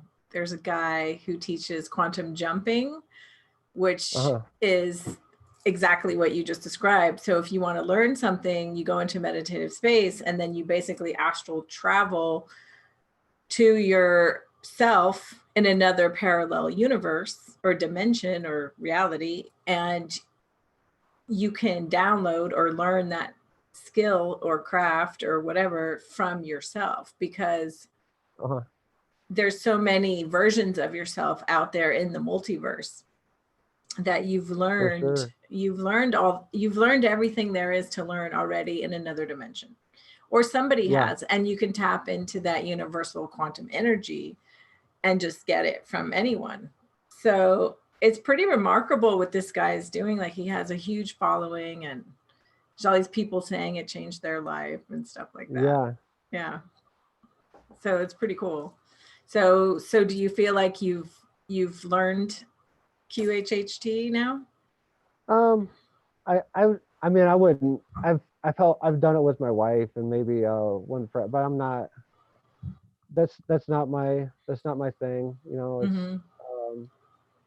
I got the understanding I was supposed to get on it, I guess, but I wouldn't say I know QHHT, but I definitely, you know, I had this recording went on for, you know, 2.5 hours, and eventually led all the way until I went through 3 lifetimes. Then one of the lifetimes I was in, I was in a submarine. In one session where you saw all your past lives? It was like one session? Yeah, but there was no one really guiding me. I mean, my wife was talking to me, but I was really really being funneled into this, seeing all this stuff really, really quickly. You know, I see one thing and I'd be like, oh, that's the reason from that lifetime, and that's why that trauma from that lifetime is affecting me in Drew's lifetime now. Right. And I switched to another one, and I was in one, and I was in a submarine, and I was actually going. It was this secret mission to blow up a alien base underwater, and we were going to it, and it was like a suicide mission, and I was the person that was supposed to detonate the bomb on the sub, and I was going to press it, and as I was pressing it, the whole submarine got transported off planet, and next thing I know we was off planet, I was and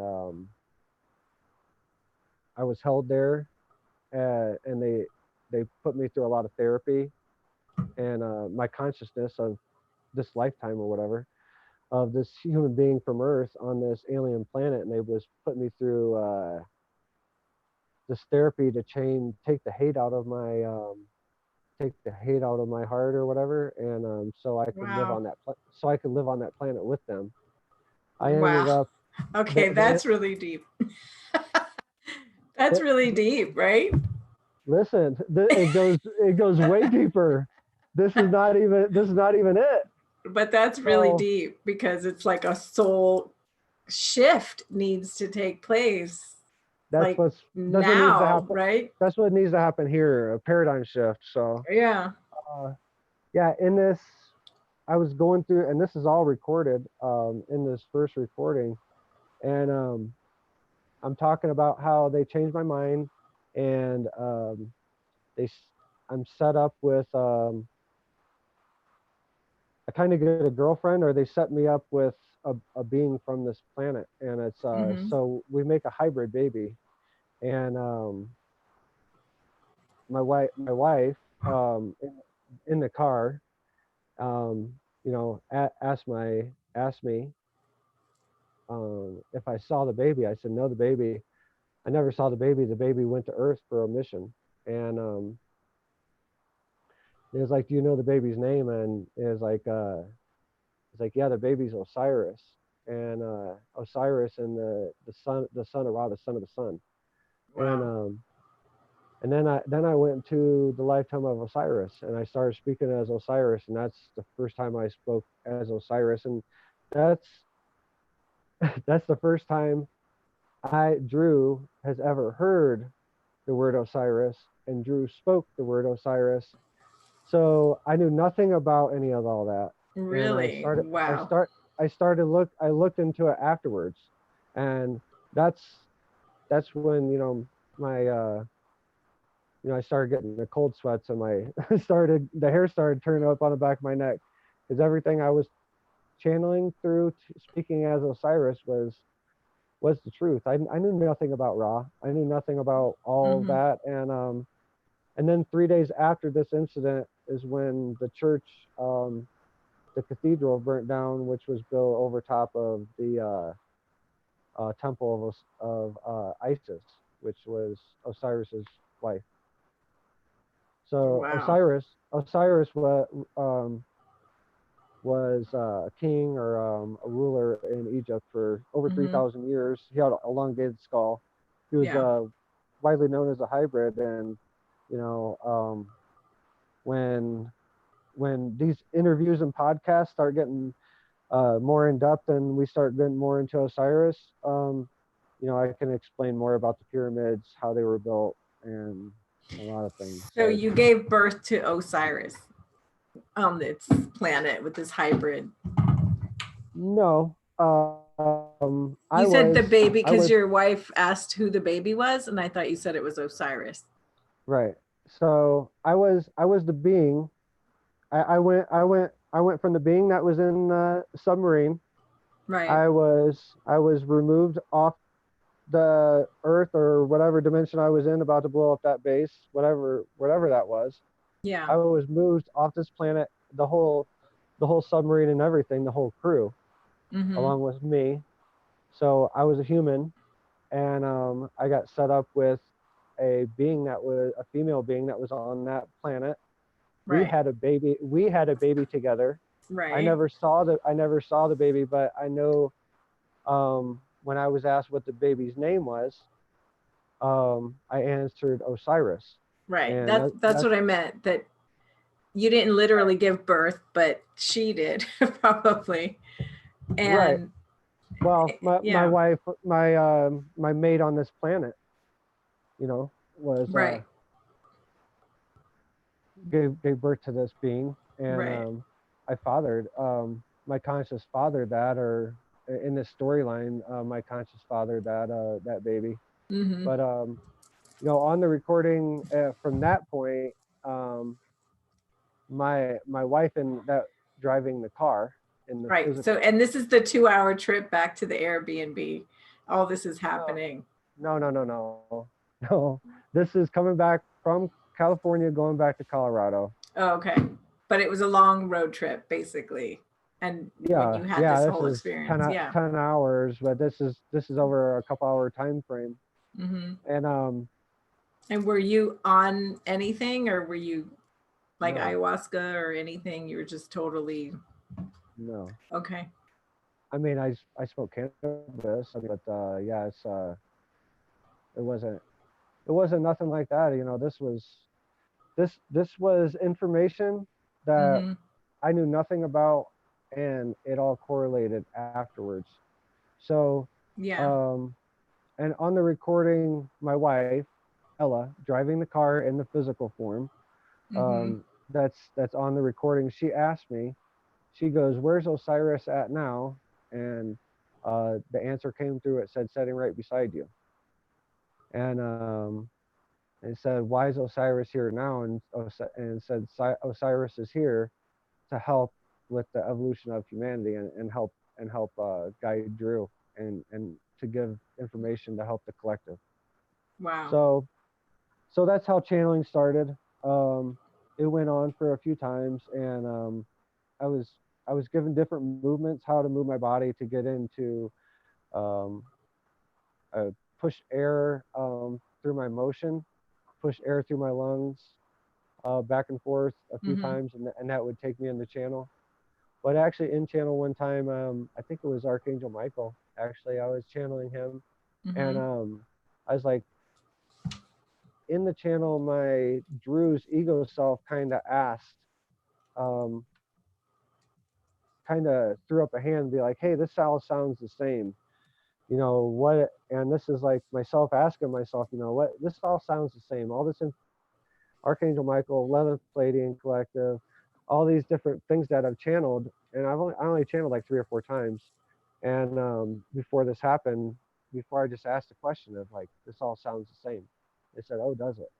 I said, "Yeah, it sounds like it's all coming from the same thing, the same source." And when I said source just kind of um, just um, went capitalized as I said it. So it's like source, I was like source, and it's like, and that's when I stopped channeling everything else other than source. You know, the illusion just went away for me. Everything. So you know, the illusions of, you know, all the storylines just went away. So I understood that. And that's from that point on, I understood about, you know, and this is not, you know, trying to take anything away from people that channel, but you know, they're really just, it's another particle of source really that they're talking through. Right. And honestly, some of them, and this is not, you know, I'm not throwing knives at anybody, but this is it takes a lot of conviction in your faith, or it takes a lot of conviction to sit there and say, you know, I'm getting a message from source. You know, it's a lot easier to say, well, I'm getting a message from this or that or whatever. Right. But to step out and say, this is source. You know, this is the source of all creation. You know, it's just and really we're all particle of it. So right. Well, even if they say, you know, I'm channeling Archangel Michael, Archangel Michael is a piece of source too. Correct. You know? Correct. Yeah. Correct. But I mean, it's kind of, it's kind of like seeing it, but you don't want to fully step into it, and it's just hard to get all the way to that point where you do it, because you know, you were taught all our life not to talk to that. You know, we're not allowed to talk to that. We can pray to it, but we're not allowed to talk to it or interact with it. And anything we interact with is a devil or anything like that, and it's it's not that way. Yeah, so, I mean, we're taught that God is out there, and it's this big, great, beautiful God that we're supposed to worship, and we're not taught that God is in your heart, and it's part of you, and it's part of the energy that makes up all of us and all living things. So and it's got to be humbling to be like, am I really channeling source because of that like unworthy programming that we've been taught? for sure, Yeah. where so one of the most powerful thoughts that we can have, that we've been programmed not to have, is to, we're programmed to think as a god or a deity as outside source. We're not, just as you said, and I'm just putting it another way. Yeah. We're not supposed to say that it's in us, or even that when we speak, really, honestly, God is speaking now, and God is speaking when you speak, and God is speaking when every single person speaks, because we're all a particle of God, and Right. we have to be able to say that. And when we say that, that's when we really start to evolve into a higher consciousness, because that's when we start breaking out of this little egg that we're stuck in right now, that Right. says we're not supposed to do this, that, or the other. Yeah, I agree. I want to share a channeling from Source that Source gave me that is just perfect to throw in right now. Okay. Source said, "I am the source of all creation. You are the creator through the power of manifestation. Step into your power to facilitate the next phase of evolution." So it's It's beautiful. it's not saying energy's not there. The energy's there. Source is giving it. We're all a piece of him, really. We're all just a little particle of him, and we all have the ability to manifest. Right. So we just have to stop looking outside ourselves for the answer, and we also, for that matter, we have to stop looking at ourselves outside ourselves for contact. We have to stop looking outside ourselves at the stars and really go inside, and then go look at the stars after we went inside and found what we're looking for inside, because that's when the magic starts happening with contact of the fifth kind, and seeing Right. ships move around, and getting your paradigm shift that way. With your saying, it's like God saying, like, I'm doing my part, just do your part, step into your power. 50-50, and that's how it's always been. Exactly. Hold up your end of the bargain. Yeah. Start manifesting some good stuff, will you? Yeah.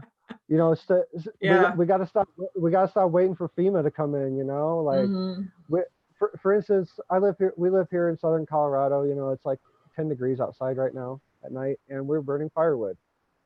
If I didn't chop firewood, if I didn't bring firewood in, there would be no fire right now. So there has to be an interaction for me to make sure that we stay warm at night. And it goes, we have to do it. We can't sit there. I don't sit here and say, God, I hope wood appears, that I can put in the fire, Yeah. And because in this 3D reality right now, I'm not at the point where I can just manifest a piece of wood in there. So I have to physically go get it, and you have to step forward and do it.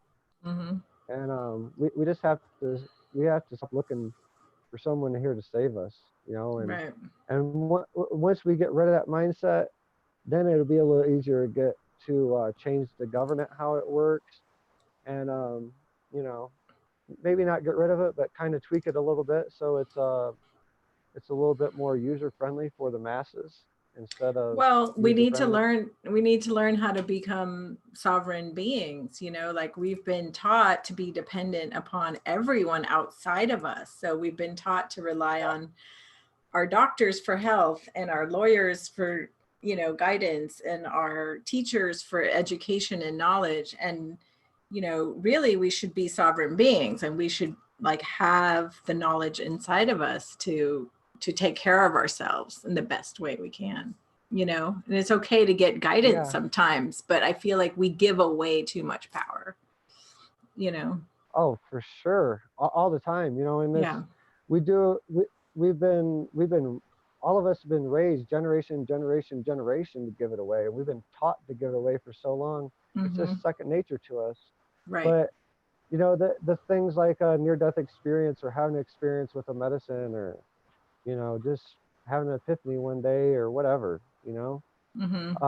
whatever it is that clicks and gives you the understanding of reincarnation and things like that. When that happens, that is true sovereignty. You know, Mm-hmm.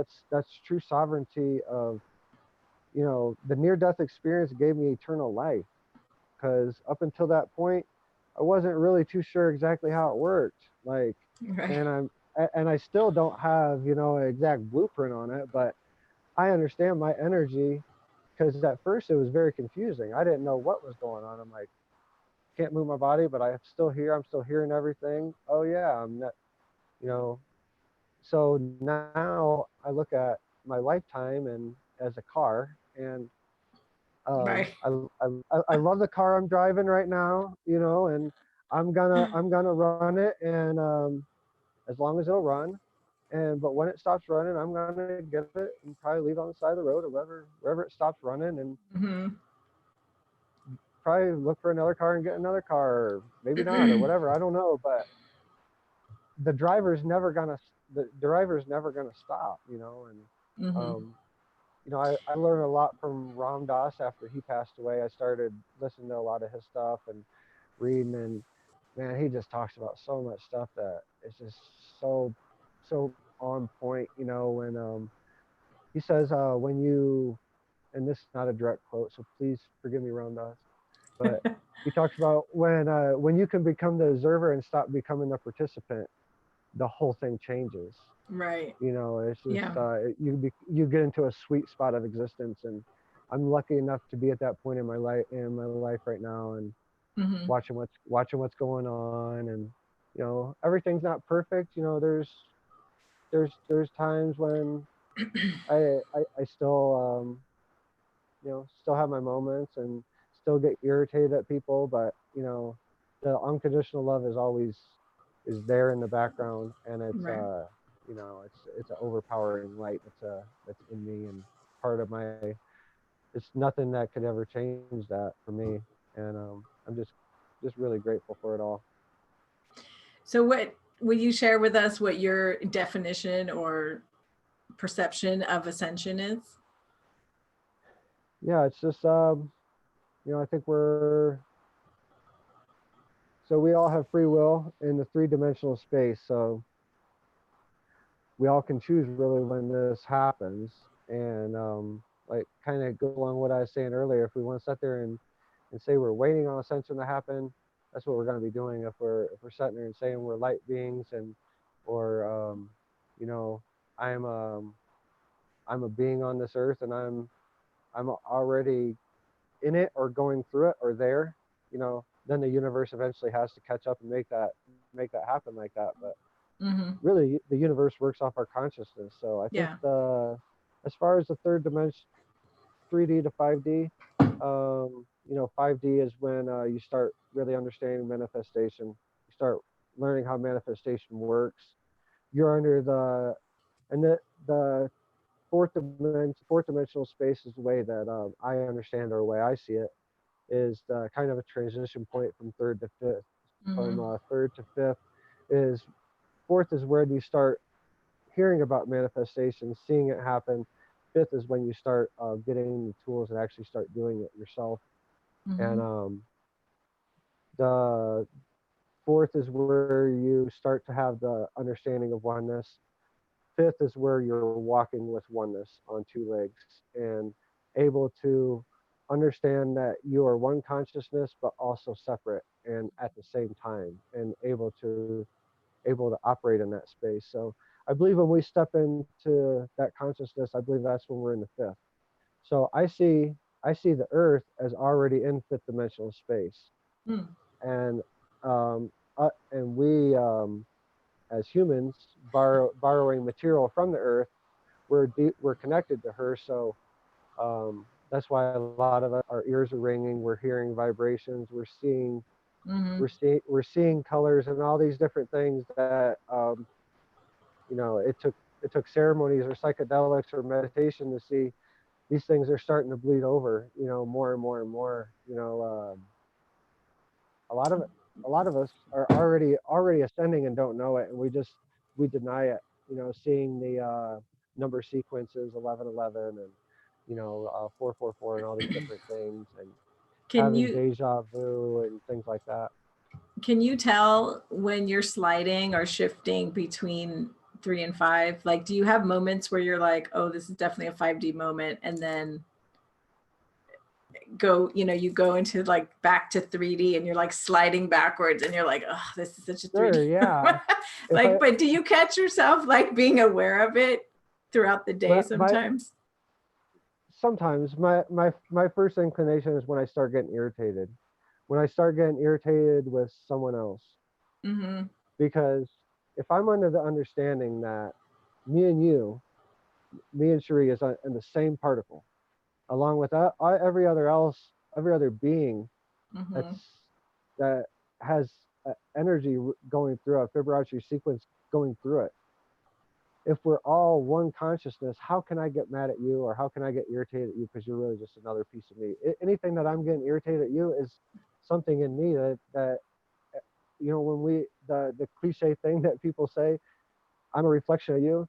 Yeah. Every experience that we go through, whether we're honoring something or getting irritated with honoring somebody or getting irritated with somebody, that's something that we see in ourselves. Mm-hmm. So if we love everything around us, that means that we're loving ourselves in all of creation, and then there's nothing else to go on. So whenever I start getting irritated at my dog, like if he's not coming back, or if he goes running off and he's gone for an hour, and I'm like, oh man, but he's gone.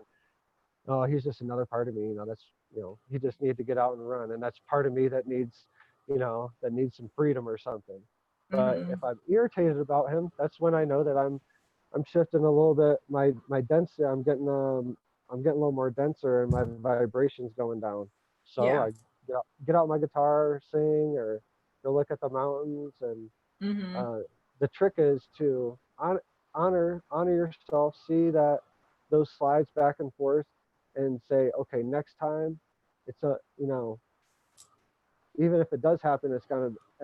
I know that my guitar will take care of that, or this or that, or I can just look at a flower or something like that, and it just keeps getting easier and easier and easier Mm-hmm.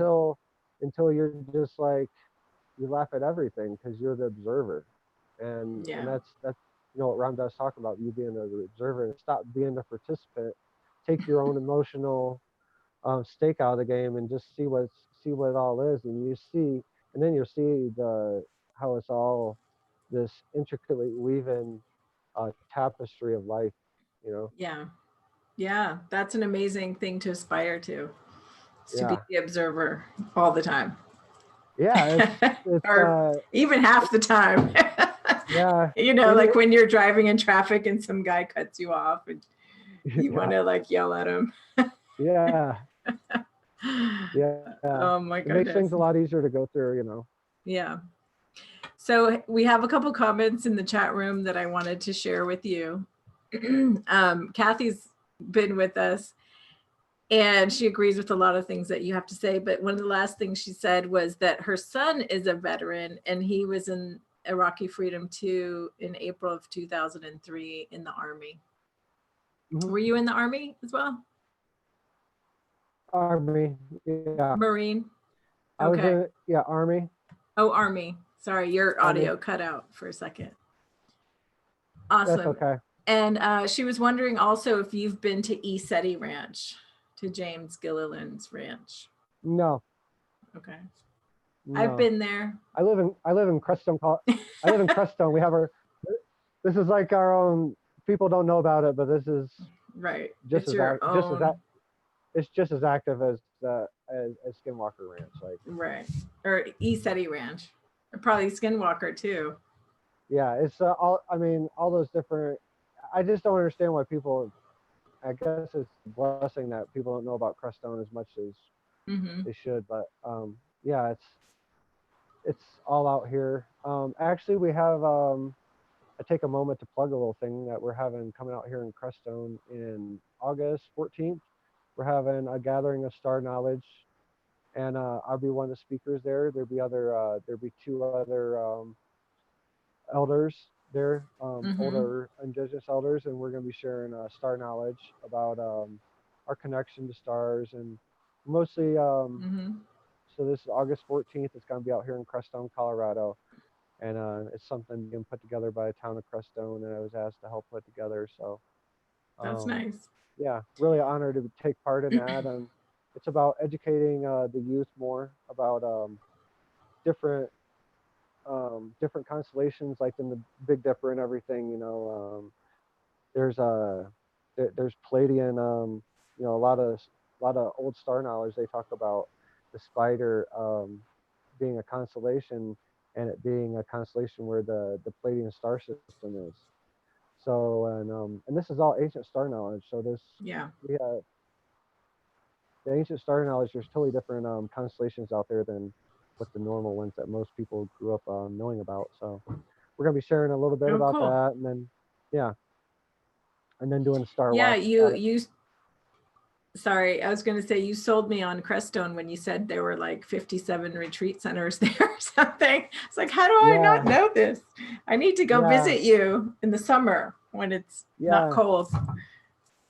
Yeah, we have a lot of Buddhist. We have a couple of ashrams here, and they have fire ceremonies every new moon, full moon, and we take part in those. And we have a Native American retreat center here, and that deals with sweat lodges and peyote meetings and things like that. We work with those with that group pretty closely. It's called Singing Stone is the group that's out here, and yeah, we've led some retreats out here, and but now I'm more on the speaking path, and I can help people in ceremony, find the energy to heal themselves and find the ability to heal themselves. And really, that's ultimately what it is when you get down to it. Right. But me speaking now and sharing this way, I'm hitting more people, and able to affect more in this way. So yeah. Thank you for being being part of that connection, and being part of being part of the vision that I had to spread this message and everything. Thank you for being thank you for being my friend. And yeah, thank you so much for coming on the show and sharing your stories and your heart with us. I mean, you really have a lot of a wide variety of stories to share, and they're very emotional, at least the way I perceive them, because they're so what's the word I'm looking for, like tangible, I guess, in a way. They're like ethereal, but they're tangible in a way, because I can relate to some of the journeying stories and things like that you've had. So yeah, it's really nice that you're sharing it. There's so much I could talk about, but a lot of people talk about the ceremonies, and a lot of the skeptics, and they're like, well, is it placebo effect? And I'm like, well, is there anything other than placebo effect, really? Right, good point. Good point. It's all our perception. Yeah, it's all manifestation, and if it's if we have a high vibration, we're able to make something happen. Who cares what it's called, and ultimately all this stuff, for me, it's 100% truth, and it saved my life. And when I was shown, backtrack way back, I guess, to the first ayahuasca ceremony on it was like right there at the beginning. I like knew I had a lot of healing, so I did like weekend after weekend ceremonies. So it was my third ceremony. I had a vision. I was a very clear vision. I was standing and I was talking to people, and I saw a vibration, the words coming out of my mouth, but they were coming as vibration, and they were going through a crowd, and there was tons of people in the crowd, but some of the vibration was going past some of the people, and the vibration was going into the ears of some of the people. So wow, that's so cool. I asked the question. I was like, all this stuff that you're telling me about energy and how I'm going to be sharing a lot of stuff that a lot of people won't believe. I'm going to be a crazy people to a lot of people. I'm going to be genius to some people. I'm going to be looked at by all kinds of different people, you know, Yeah, including my family, you know. You sure. know, I've lost family relationships over this, and I'm Mm-hmm. under the faith of one day they'll understand that, you know, I'm not crazy. But anyways, Right. but I asked this the ayahuasca spirit at this time. I was like, how am I gonna get them to understand this or hear me? Because what you're telling me, Mm-hmm. I don't really even believe at this point, you know. So how am I gonna get other people to believe it down the road? And they're like, don't worry about it. They're like, we're tell you what to share, and who it reaches will take care of that. It will reach the people who it needs to get to. The people that ain't supposed to get to are not supposed to hear it at that time. Okay. Wow.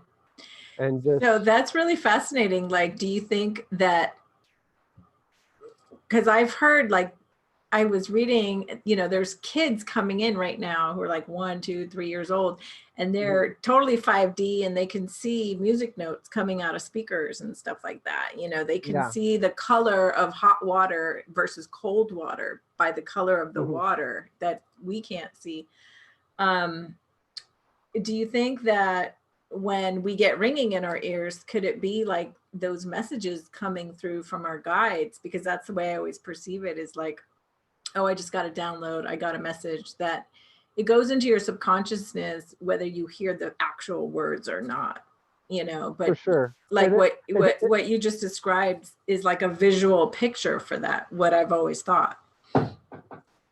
well, to answer your question, yeah, I believe it's definitely a message, you know. And when things like this come up, what I keep in my back pocket to pull out, it's one thing I heard Russell Brand say one time, and it made so much sense. I use it all the time. But I try to make sure I always give him You credit. I don't credit want to, him. like, yeah, I don't want to. I try not to use like people's stuff like too much, but when I do, I try to credit him. But he said that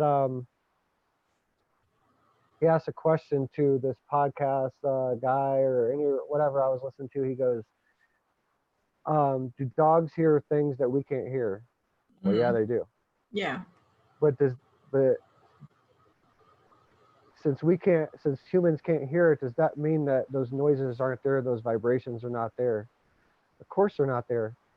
Of course they are there, we just can't hear them. The dogs can Right. hear them. We're just not attuned to hear them. Sure. How far does that spectrum open up, and how many of our senses does that spectrum open up to? Answer is all of them, Mm-hmm. all five of them, plus the ones that we're starting to figure out we have. You know, Right. we have more than five senses. Mm-hmm. But there's a range, there's just only a certain range that we can get, that we can hear. And you know, when our ears start ringing, it's starting to open up that range a little more on those senses. And Yeah. when we start seeing music, it's opened up the range on our eyes, you know, and Mm-hmm. all the above. You know, Right.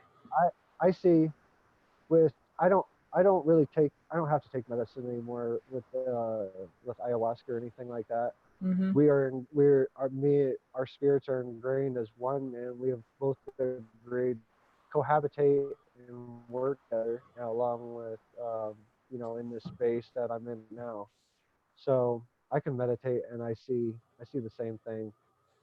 Actually, I was watching a movie last night, The Soloist, with um, Jamie Foxx, Mm-hmm. and he's a cello player, and it's a true story. But Oh, is that the this one where guy, the notes come out of the cello? no, he closes his eyes and sees the notes as colors. Uh-huh. So yeah, it's the same. Yeah, there is. But to get back to the star babies that are being born right now, you know, Mm-hmm. we're a lot of us right now, we're impasse. So like what you were talking about, you hearing a story and you starting to feel it. I do the same thing when I watch a movie. Like, I can't really watch no action movies too much or something like that, or Right. certain scenes I have to cover my face. Like if someone's got a broke leg or something, I see it and the pain starts in my leg. Like I gotta look away, like, because it's like It's too my visceral. my my illusion has been broken so many times in ceremony and different things. Now it's very, my veil is very thin, Mm-hmm. even in everyday life. So Well, place yeah, that and I they're watching. mean, all that stuff has energy, right? So I believe that everything is energy. You know, this Everything, chair, the table, the movie you were watching, and energy everything. energy can move. Like it can move through your TV and come out and be in your right here.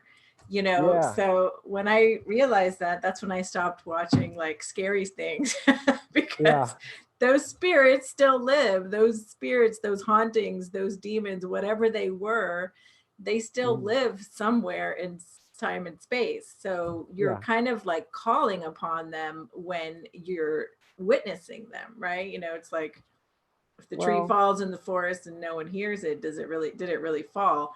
You know, I just feel like it's too it's too chancy. It's too I risky. I feel you, and I totally agree. But I feel that our experience here is to be in the physical and enjoy it, and to a point where Mm-hmm. we're not hurting anyone else or anything. So I think as far as like movies or things like that to go, there's definitely a line you don't want to be, you know, trying to go through an awakening and be sitting in front of a TV for 12 hours a day. But I believe if you watch a movie from time to time and put the intention in that this is entertainment, and this is all it is from the get Yeah. go, and you set the boundaries for that, it goes Mm-hmm. back to that don't give someone else your power.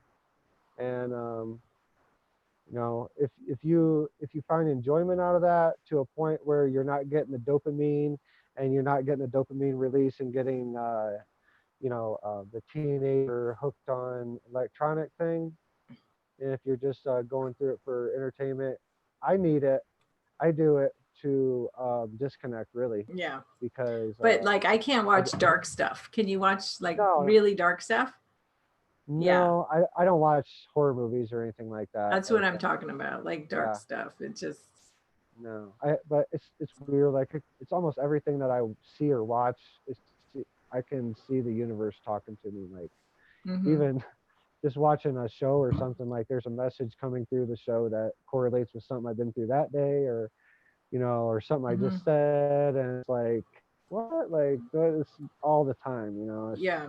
Synchronicities. not, yeah. Now it's not even, doesn't even raise my eyebrow anymore. It's just I expect it, kind of.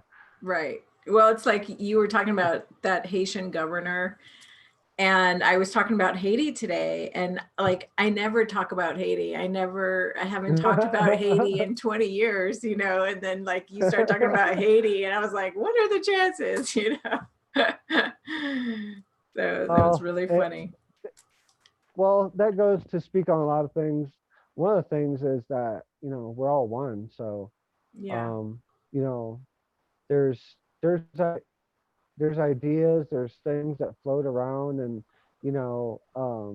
times Mm-hmm. of illusion. So this meeting was started to take place, when we first set it up and decided, both me and you talked a couple weeks ago and said, okay, this date we're going to do it. Really, from that point on, it already happened. So Right. we Right. started, our souls are really experiencing that and then picking up on that.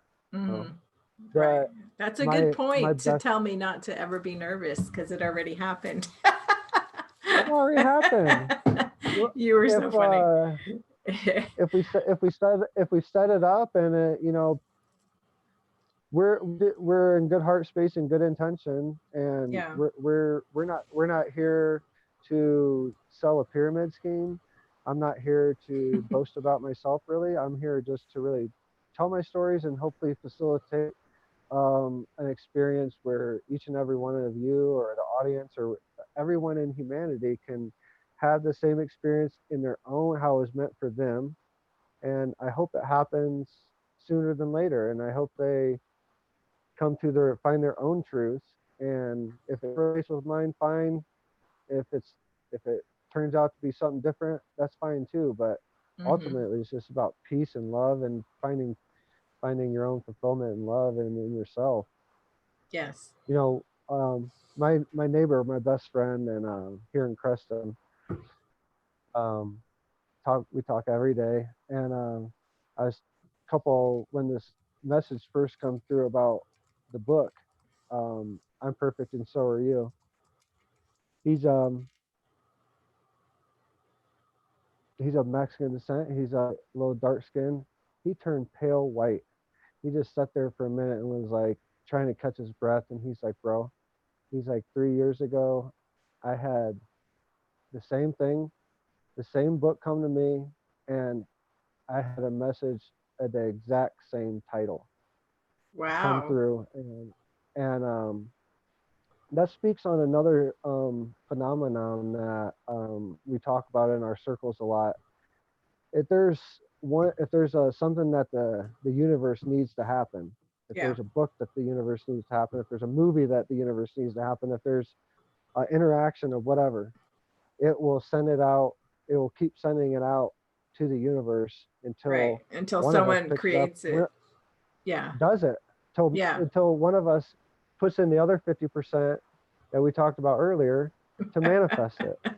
You're like, Right. okay, here's a manifestation package. Who wants Who to wants it? who wants to open it up and read the instruction book and put together, you Yeah. know?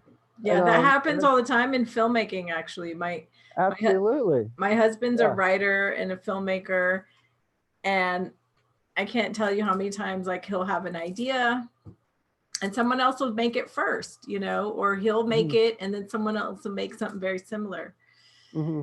Yeah, so it's kind of Yeah, interesting.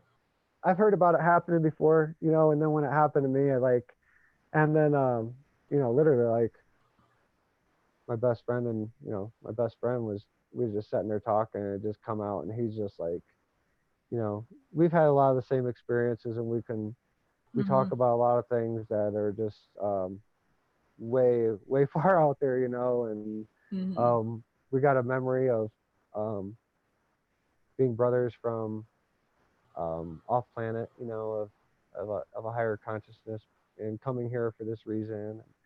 Oh, There's cool. a lot of us here for star seeds or whatever you want to call it, but Yeah. ultimately, I asked a question one time. I said, when's disclosure going to come, or how's it going to come? And it showed me a mirror, and it showed me my reflection in the mirror. And this is like one of my first, like, when it started taking an alien twist or whatever. Mm-hmm. I started asking questions of the universe, deep questions of what things were.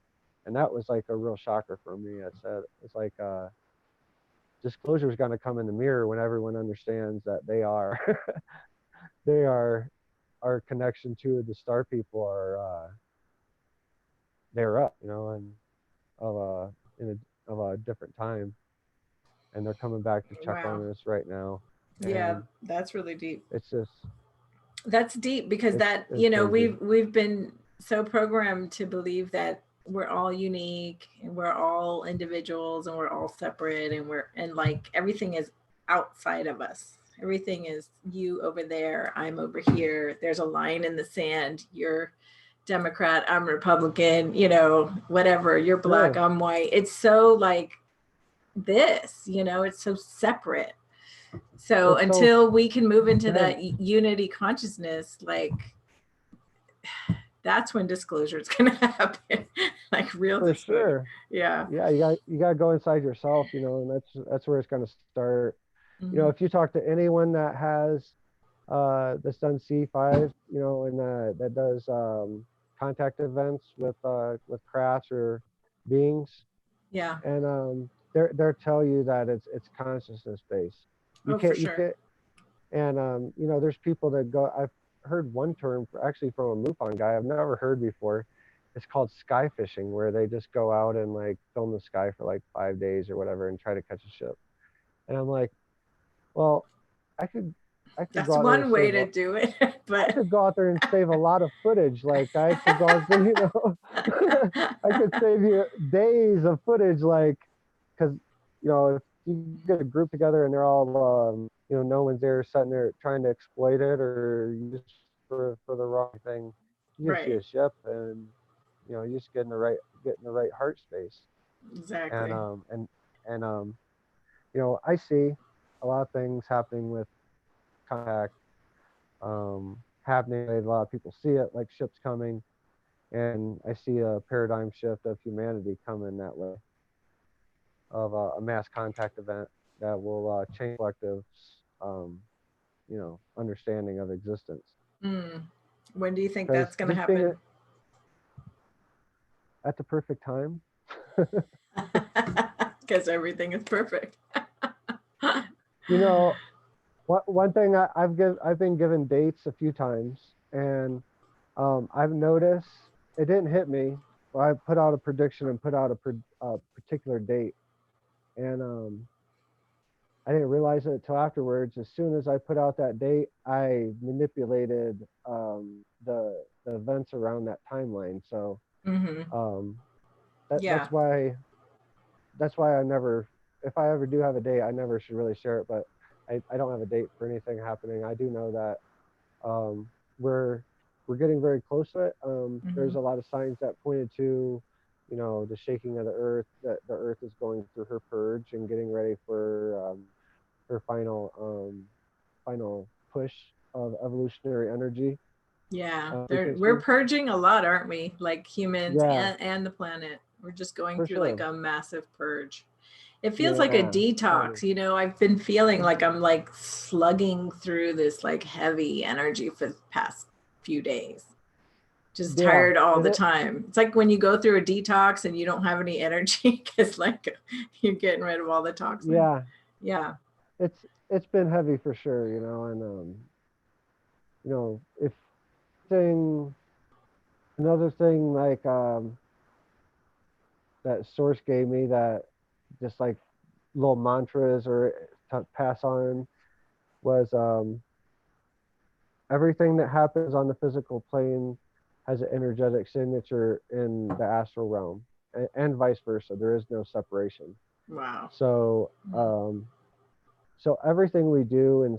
say, everything, and if you've read a lot of Dolores Cannon stuff, they get into about left and right hemisphere, and injuries on your body has messages, and even tattoos on your body has you're subconsciously writing messages for your body, little clues and Mm-hmm. whatnot.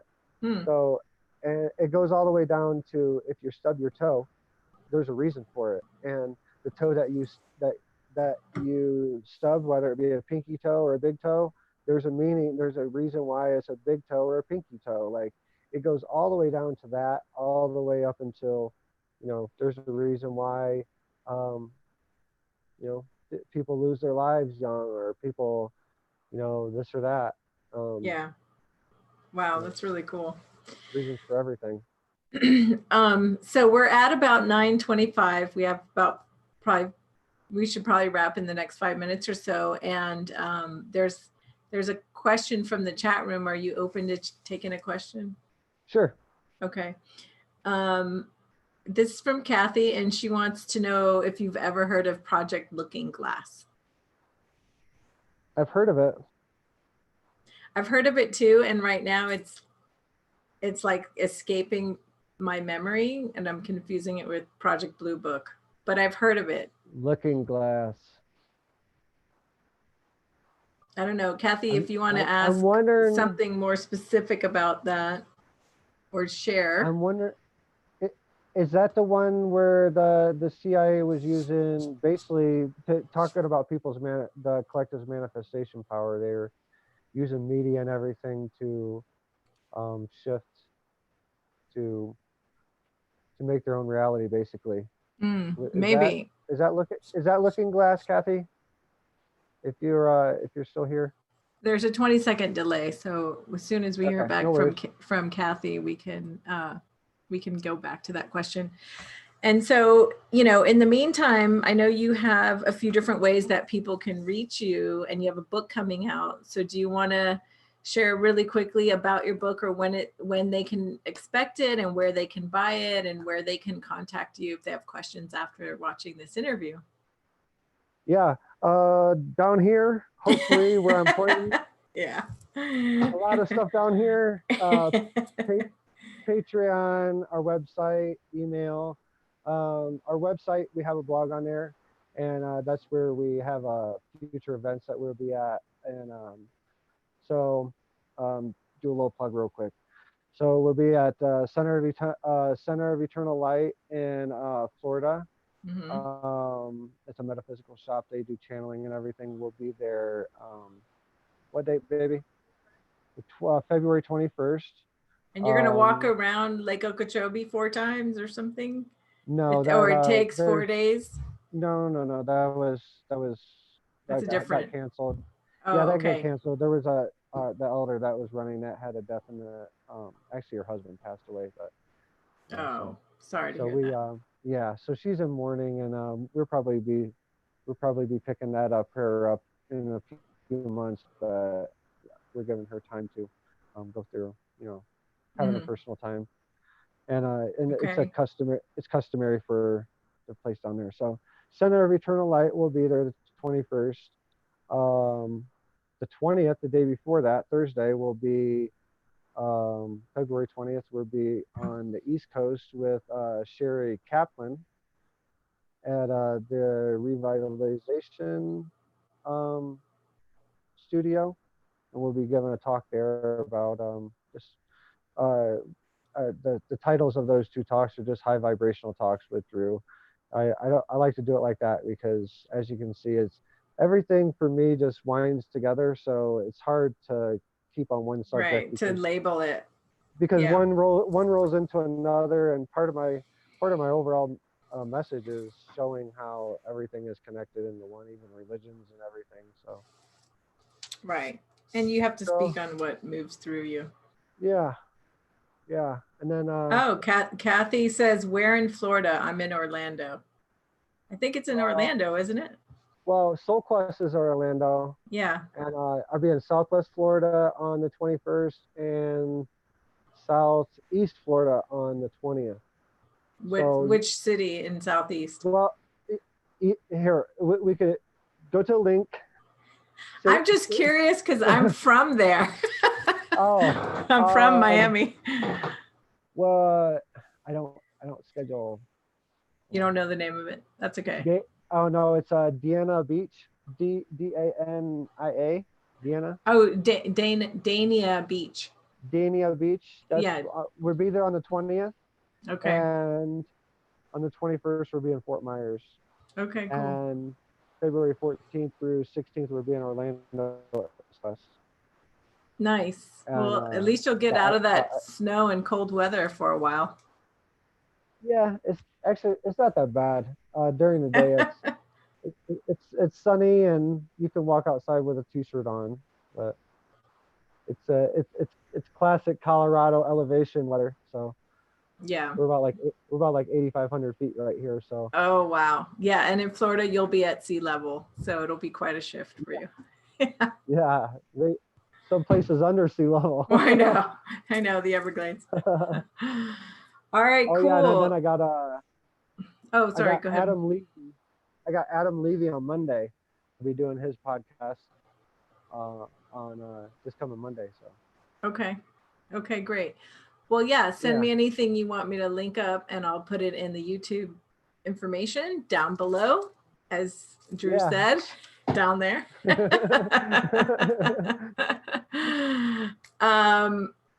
So Kathy got back and she said, no, it has something to do with Q. It has something with Q, Project Looking Glass. So I'm not sure what that means. Maybe QAnon. So quantum. I don't know. yeah. I'm not sure. Looking Glass, and there's just so much. Man, there's just so much storylines and there's so much stuff to talk about. But just talking about the consciousness, that's really where you want to start at. Yeah. I don't know. If you get there, all the storylines are nice to listen to. I mean, there's all the different species of aliens and all this other stuff. But honestly, if me and you set right now and we say a new species of aliens, and we basically start to manifest that new species, and that's really the way it works. Yeah. And it's just it's insane, really, how it all works. But I hope something I said can resonate with at least one of your audience members. If Oh I yeah. shifted someone's mind, if I shifted at least one person's mind, that's all I really hope for, and the more the merrier, you know. And Yes. that's all that I can hope. That's all that I can hope for, really.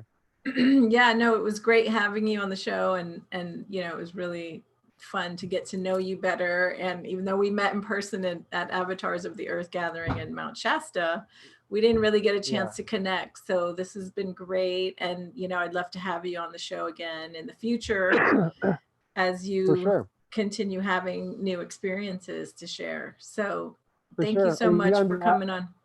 Sorry? Are you gonna be at Avatars again? I believe so. It's still to be determined, like location and dates, but I think it's going to be in Uh-huh. Southern California next time. Uh-huh. Yeah. So it depends on when and where and all of that. But You yeah, mean we won't get snowed in? We won't get snowed in a ski lodge this time? probably not. Yeah. That was awesome. But Yeah, that was yeah, fun. I'm looking forward to talking again, and Mhm. catching up at Avatars or wherever we bump in. You know, it's gonna be perfect. Yeah, do something in the summer so I can have an excuse to go to Crestone visit you. Yeah, That would be fun. there is a there's a thing coming up with I think Stephen Greer's coming out. He comes out every year and does does something, and I got kind of a third party invite to that. So hopefully Hmm. I'll be going to that yearly thing they're doing out here. But yeah, that's you should come out on in August to this star gathering. It's August 14th. Okay. All the links on the website. Anybody that wants to follow us, help us out, Patreon link. If they feel called to support, please do. If not, please enjoy what we do, and check out the website. You know, it's all light and love. And thank you all for listening, and thank you, Cherie, and Yeah. again, Thank thank you, you Drew. for Thank you yeah, so much. It was awesome to have you on the show, and we'll definitely get you back on here. I'll post all of your links, you know, so people can reach out to you directly. Um, and just really quick, I wanted to share with some of the audience members today. You know, I haven't been on here since September, and I've got a great lineup for 2020, and some of the guests that I'm thinking about having on the show that we're in talks with include Alexis Buck from the Ascension Diaries, Brooks Agnew from X2 Squared Radio, Geraldine Orozco from Bay Area Meditation, Queens That Bridge, all the way from New Zealand, Tracy Ash, Laura Eisenhower, and Steve Noble. So those are just to name a few of some of the people you'll get to hear from this year, right here on the Ascension Sessions, where we shine light on the topic of ascension. So thanks so much. Please yeah. subscribe to this channel if you have not subscribed. We've got a ton of fans on Facebook, and y'all need to come over here and subscribe and like this video, and please share it with all of your friends. So thank you, everyone. Have a beautiful night and enjoy the rest of January. It's almost over. Thank you, Drew. Namaste, light and love, trust and Light and surrender. love. Namaste. Be well. Bye. Bye bye. Okay.